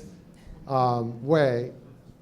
Would that have any effect, do you think, in the world of gaming journalism? Not immediately, maybe over time. It's a start. I would think the easiest way to solve the problem, if you're saying like how would any journalist try and get into that, is just be sincere. Just be honest and sincere about your intentions. And if you mess up, people will forgive you. You just be sincere about it. It's just that simple. Like I said, if you put a disclosure, they don't even really mind, just as long as you've given them the information. So I just want to, we have a few minutes left, and I want to sum up some ways that we might try to make things better. And they're not the ultimate solution, but maybe collectively they would help. We are talking about offering the gaming press some education and some training directly from SPJ or Poynter Institute, that I'm obligating these guys on stage to help provide direct contact and support, not just, hey, check out our webinar, but actually talking to someone. Hey, I host those. They're pretty good. I don't know how to recover from that. If we had direct contact with some of those outlets, if they wanted to give them training to do some of the things we talked about today. Here's a correction policy that works. You don't have to reinvent the wheel and write it yourself under duress. These policies already work. Here's a bunch of them. You can take your pick. Here is a way of spelling out conflicts of interest. Here's a hierarchy. It should go to the news director or the editor if it's a small operation. Here's how it can work. And third, journalism awards from SPJ maybe that say, hey, we're going to reward ethical gaming journalism. Well, instead of just always beating them over the head with a stick, we stick a carrot in their mouth. Positive and say, reinforcement. What? Positive reinforcement. Yes, exactly. So if we had journalism awards like SPJ has that reward good journalism that's also ethical, that's part of the requirements for those awards, would that work? Well, I mean, I'm sure it wouldn't solve all of the problems because you'd still have your Google medias, but it'd certainly be a step in the right direction. I don't think gamers would probably get behind that 100%. Taken collectively, this is maybe a dumb question. Taken collectively, if all those things happened, what percent do you think things would get better? How long a time are you putting on it? Forever. I mean, if we do this, we're going to do this. I'm a humanist, so I'm going to say it'll get completely fixed. Because I believe in people. I mean, that's going to be a step, I mean, that's going to be, that could definitely help. I might say as much as up a 10-15% because there's a whole lot of other issues, but it could be a great step. I mean, I think gamers will always, for the foreseeable future, remain hyper-vigilant about their press in a way that other constituencies aren't. I don't think that's necessarily a bad thing. I think that raises standards. I think we've already seen it raise standards on a number of publications. But that, again, that's not really a bad thing because, the press will never, no element of the press will ever become completely ethical. There will always be, whether it's political activists or publishers or game developers, they'll always try and influence the press. So it's good to have a group of consumers that are, watching out for that. We're human. We're still prone to error. You're talking to a bunch of journalists, I know. All right, from you guys, same thing. We're talking about several steps that we can take. I've obligated your organizations to help. Do you hate me? No, I mean, this book, which I will show once more, exists. How much is that book, Ren? I'm not Where can I get it, Ren? It's on Amazon. Okay, you cool. look up the price. Why not? I'm on a stage, right? I'm not a journalist. I also hear with every book you get a free bag of Doritos. This exists on the internet in a course format for free, so anybody can access it at any time. It's on newsu.org, which is where I work. But I mean, we have a ton of free training courses about ethics, about any number of things, and anybody can take them, and they don't because nobody actually cares about that. I mean, the chat right now is full of pictures of Nazi flags and AIDS threats. How do you work with those people? You know, how do you make them stop doing it? Because those are the inflammatory elements of this thing that get you guys, you know, such bad press. I don't know the answer That's to why, like, getting rid of that occurs in everything, whether it's gaming, whether it's politics, whether it's Yeah, but you're stuck it's with the them now. internet. So For better or worse, these people are attached to you No, in the wider we're world all mind. stuck with them, not just GamerGate. It's just the media's fairly represented it. Yeah, as but I that. think you guys are all missing one simple thing. What you guys are advocating is to teach people something they should already know. Well, You really don't need to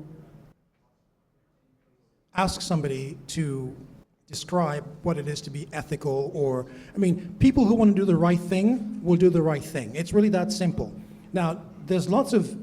Lynn is looking at you like she just sat on a tack. Yeah, there's no, hang on. But you remember, I'm in the middle here, so I'm listening and I'm agreeing, but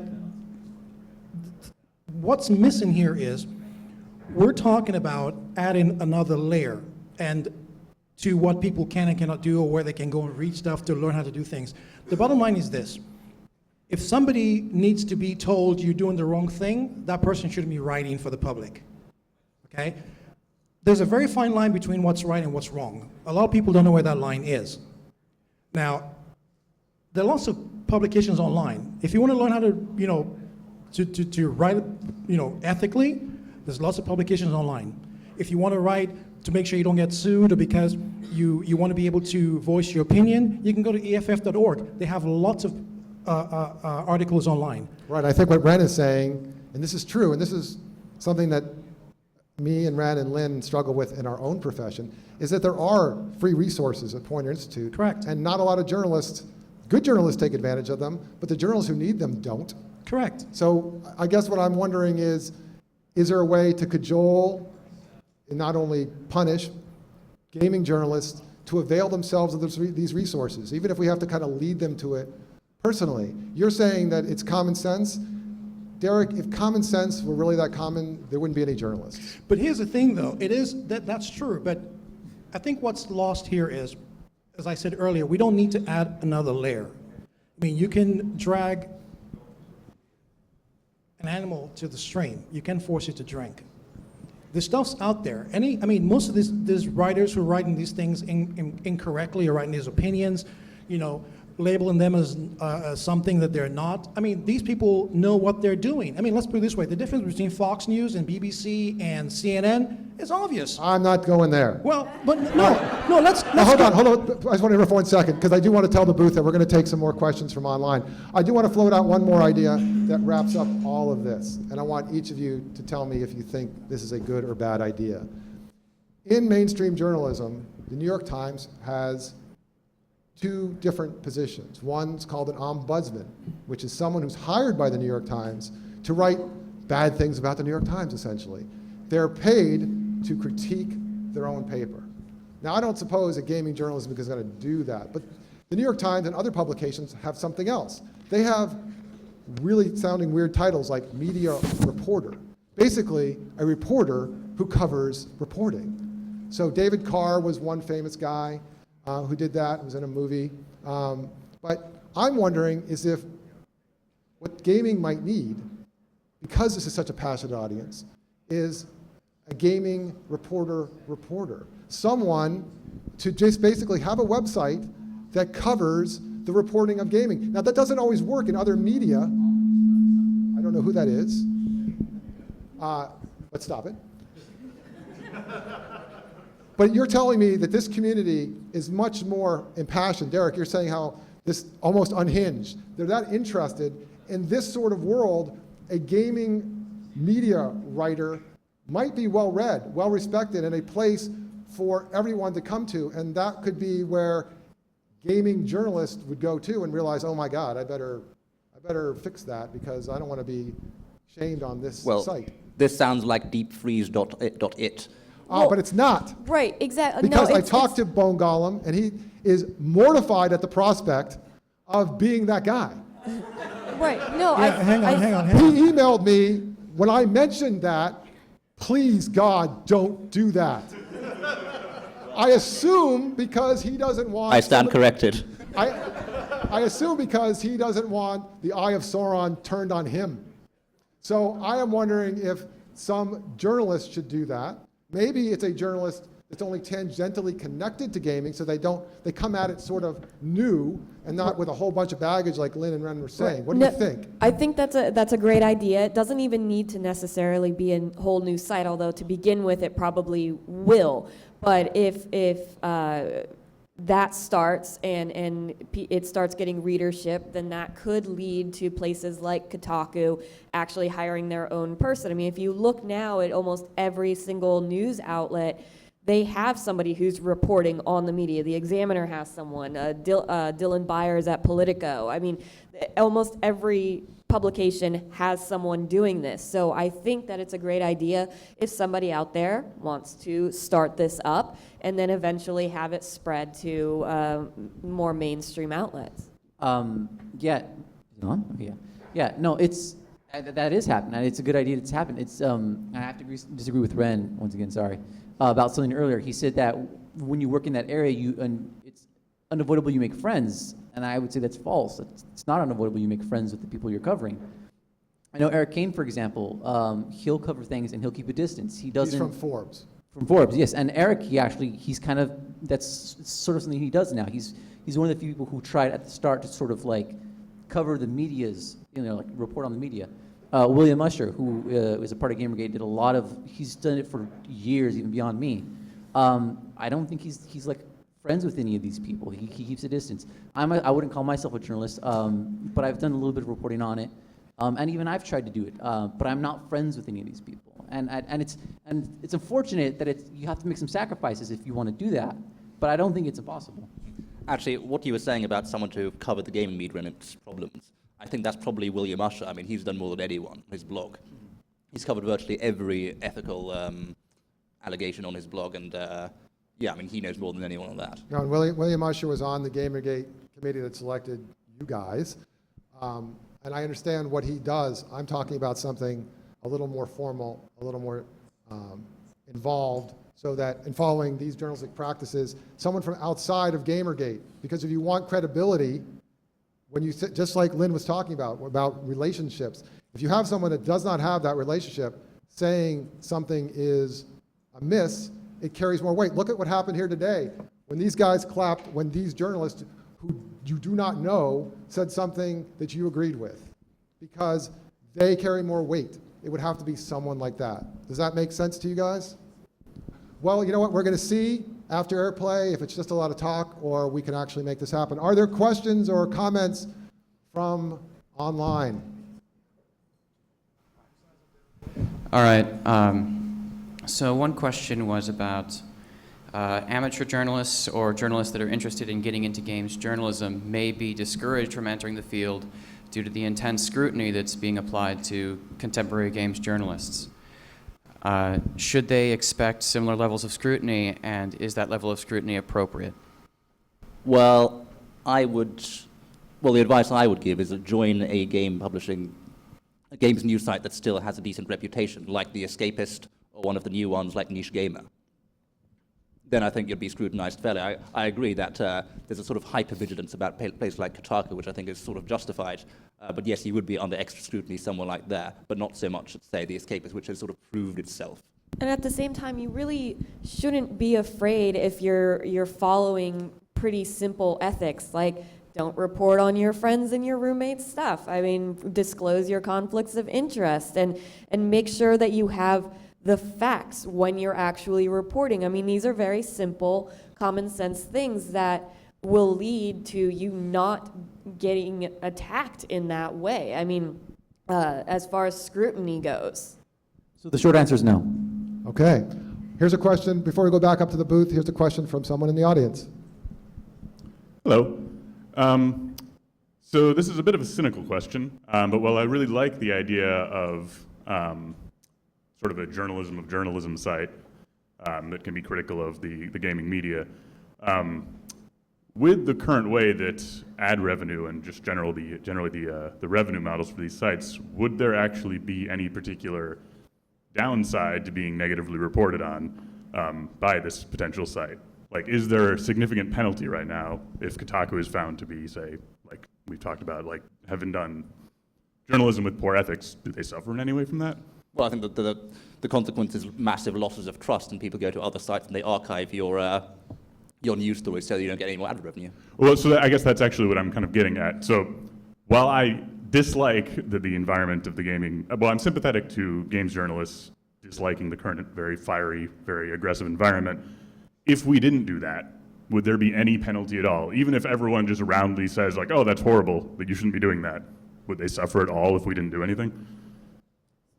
I think Koretsky's idea, and correct me if I'm wrong, was to sort of build an authority on this type of thing to where this person would be respected enough to have some type of influence over these people, right? Yeah, basically, what you're saying and what these guys are saying, I guess is true. GamerGate has made changes based on its outrage. The question is, at a certain point, does the outrage kind of come back around and not work? So I'm not saying it didn't work. I'm just saying that in the 3 months, I don't think journalists get offended by outrage. If they do, they probably shouldn't be journalists. But it does just make it really difficult to talk to someone. So we're just trying to come up with any other solution. Do you have any of yourself? Well, no, so I mean, I love your solution. I'm just being cynical. I'm just cynical by nature, so I'm just wondering if there's... You're in good company, you're talking to journalists. I figured. I have learned that. No, I mean, I agree with your solution. I love it. I'm just wondering if anyone has any thoughts about like whether it will actually work and if there have been any conditions, any situations where it has worked in the past. I think it works as a sort of combination. You've got the carrot and the stick, the good cop and the bad cop. If you get it badly wrong, you're still going to have a massive backlash. And you know what? If it doesn't work, what did it cost us? Oh, yeah, no. Things will still suck. Thank you for the question. Question from upstairs? Would it be possible for games journalism outlets like Kotaku and Gamasutra to rebuild the trust of their consumers? And if so, what would that look like and how long would it take? Yes, they would probably have to get rid of the worst of the people who have caused the most damage, and it would take a long time. I mean, I don't like the idea of advocating saying get rid of someone, but unfortunately, a number of the individuals, and not all gaming journalism is bad. I like to call them anti-consumer. This Well, component. let me ask you about that, because I can tell you that makes journalists cringe when you're trying to remove someone from their livelihood. No, I don't blame you. If they're writing stuff you don't like and it's accurately labeled opinion, do you still object? I object when it hurts people's livelihood and it ruins their reputations and it makes the industry an awful place. So let me ask you guys, what does it take for a journalist to actually deserve to lose their job?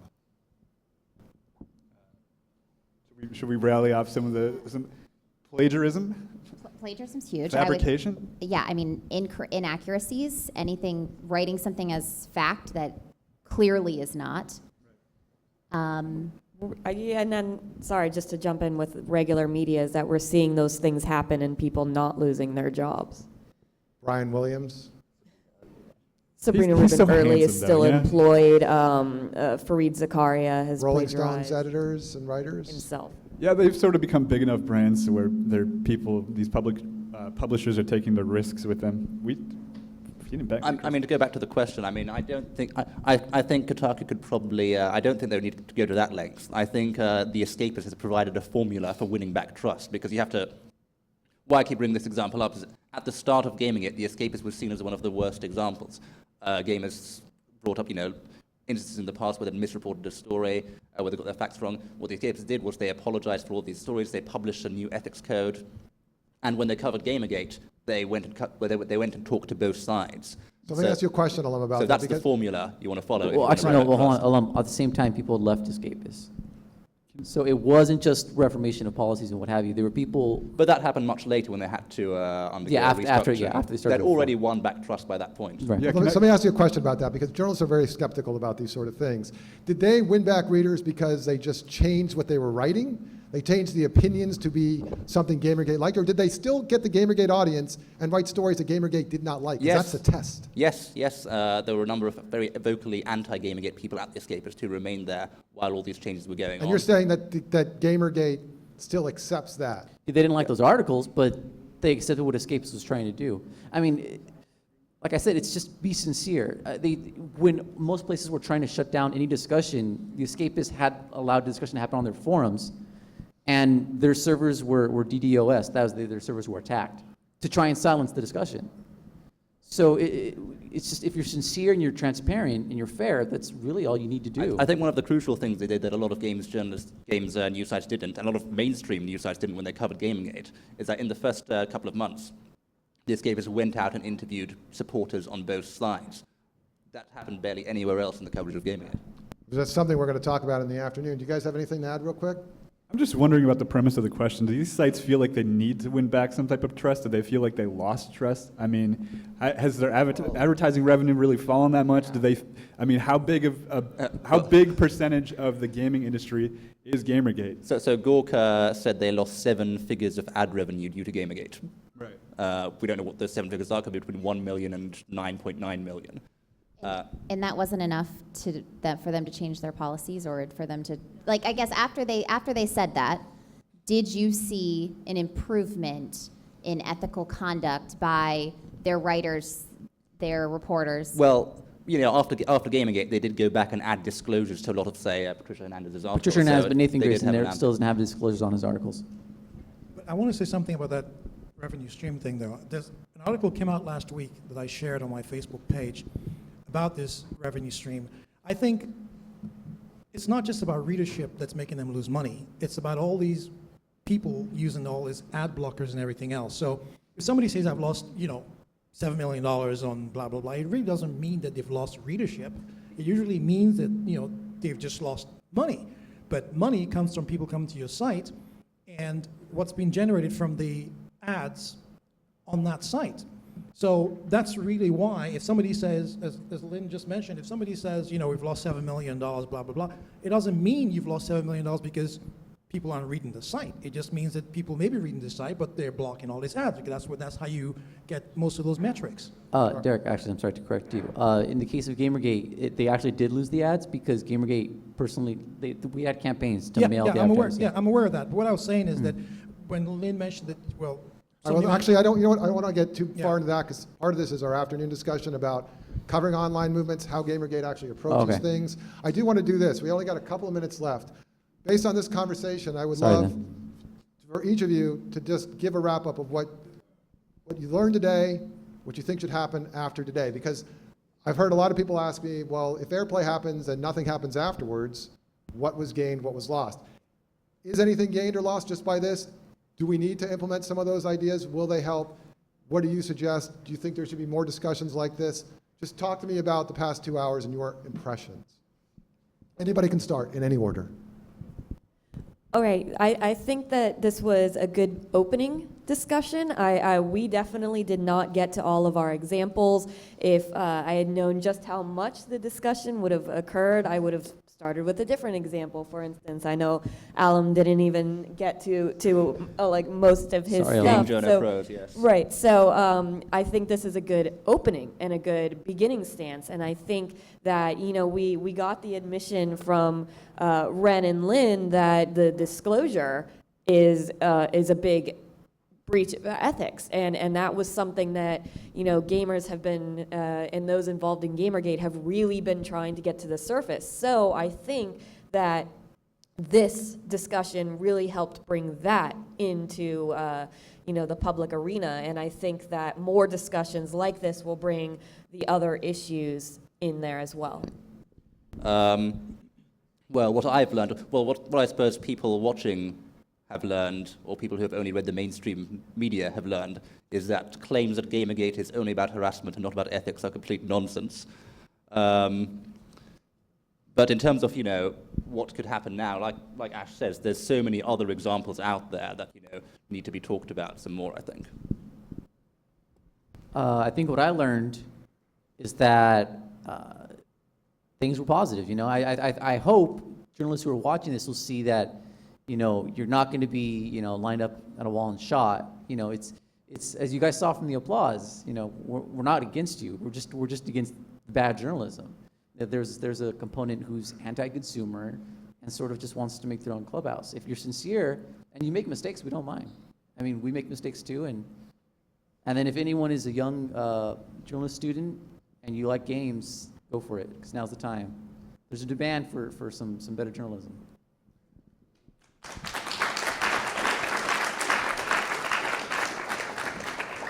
I learned that if you talk about GamerGate on the internet, Adam Baldwin will misconstrue your words and tweet them back at you. Yeah. No, I'm familiar with that. I'm here today because I think everything is worth talking about, right? Like, you know, I still am deeply skeptical of so many things involved with GamerGate, but it's great to hear that, you know, we were able to confirm that there are some ethical issues in journalism, and there are. I mean, there are ethical issues in plumbing, there are ethical issues in everything. And we pointed some out today, and awesome. For me, I think it would just be to kind of stress the point that there are resources that are there that are free for any journalist, anyone writing, whether you're a gamer or not, and don't be afraid to contact those people. I mean, the ethics hotline, we literally for SPJ have someone that checks that almost every day or every other day, and they respond to it, whether it's an email, a phone call back. I mean, that's what we're here for, so use us. That would be the first thing I would say. Two, I mean, me personally, feel free to ask me. I mean, I can definitely help. I mean, I'm one person though, and I have a full-time job, but I definitely, want to help further this conversation. I think as people, as gamers, I would also say, talk about these issues. I think talking about it, talking about the coverage is good. I also, though, would encourage, for me, being respectful, I think is huge, and it gets you a lot further than attacking, in my opinion. It may be louder when you attack, but if you're respectful, I think people pay more attention. So that would be the last thing that I didn't get a chance to say, but I think it goes a lot further, and I think what Michael was saying about having someone just sort of maybe talk about these issues as sort of an expert or kind of an authority, when you do it with the respectful tone, but you still get your point across, I think it comes over and it's taken with more authority, so. Yeah, I just want to say that at the end of the day, this is never going to end until the journalists who are writing about gaming stop branding gamers, especially GamerGate, as a hate group. I've said this from day one, it's a non-starter.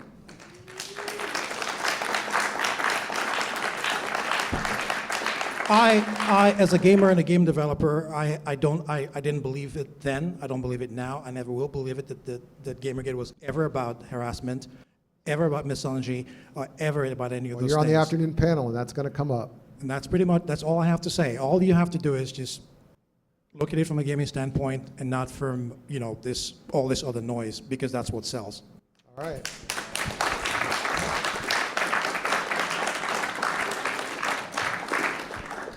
All right, so after lunch, we're going to come back and we're going to talk about how to cover online controversies like GamerGate. This side stays the same. This side's going to be a little different. We have 1 hour for lunch. See everyone back here? Then, thank you very much.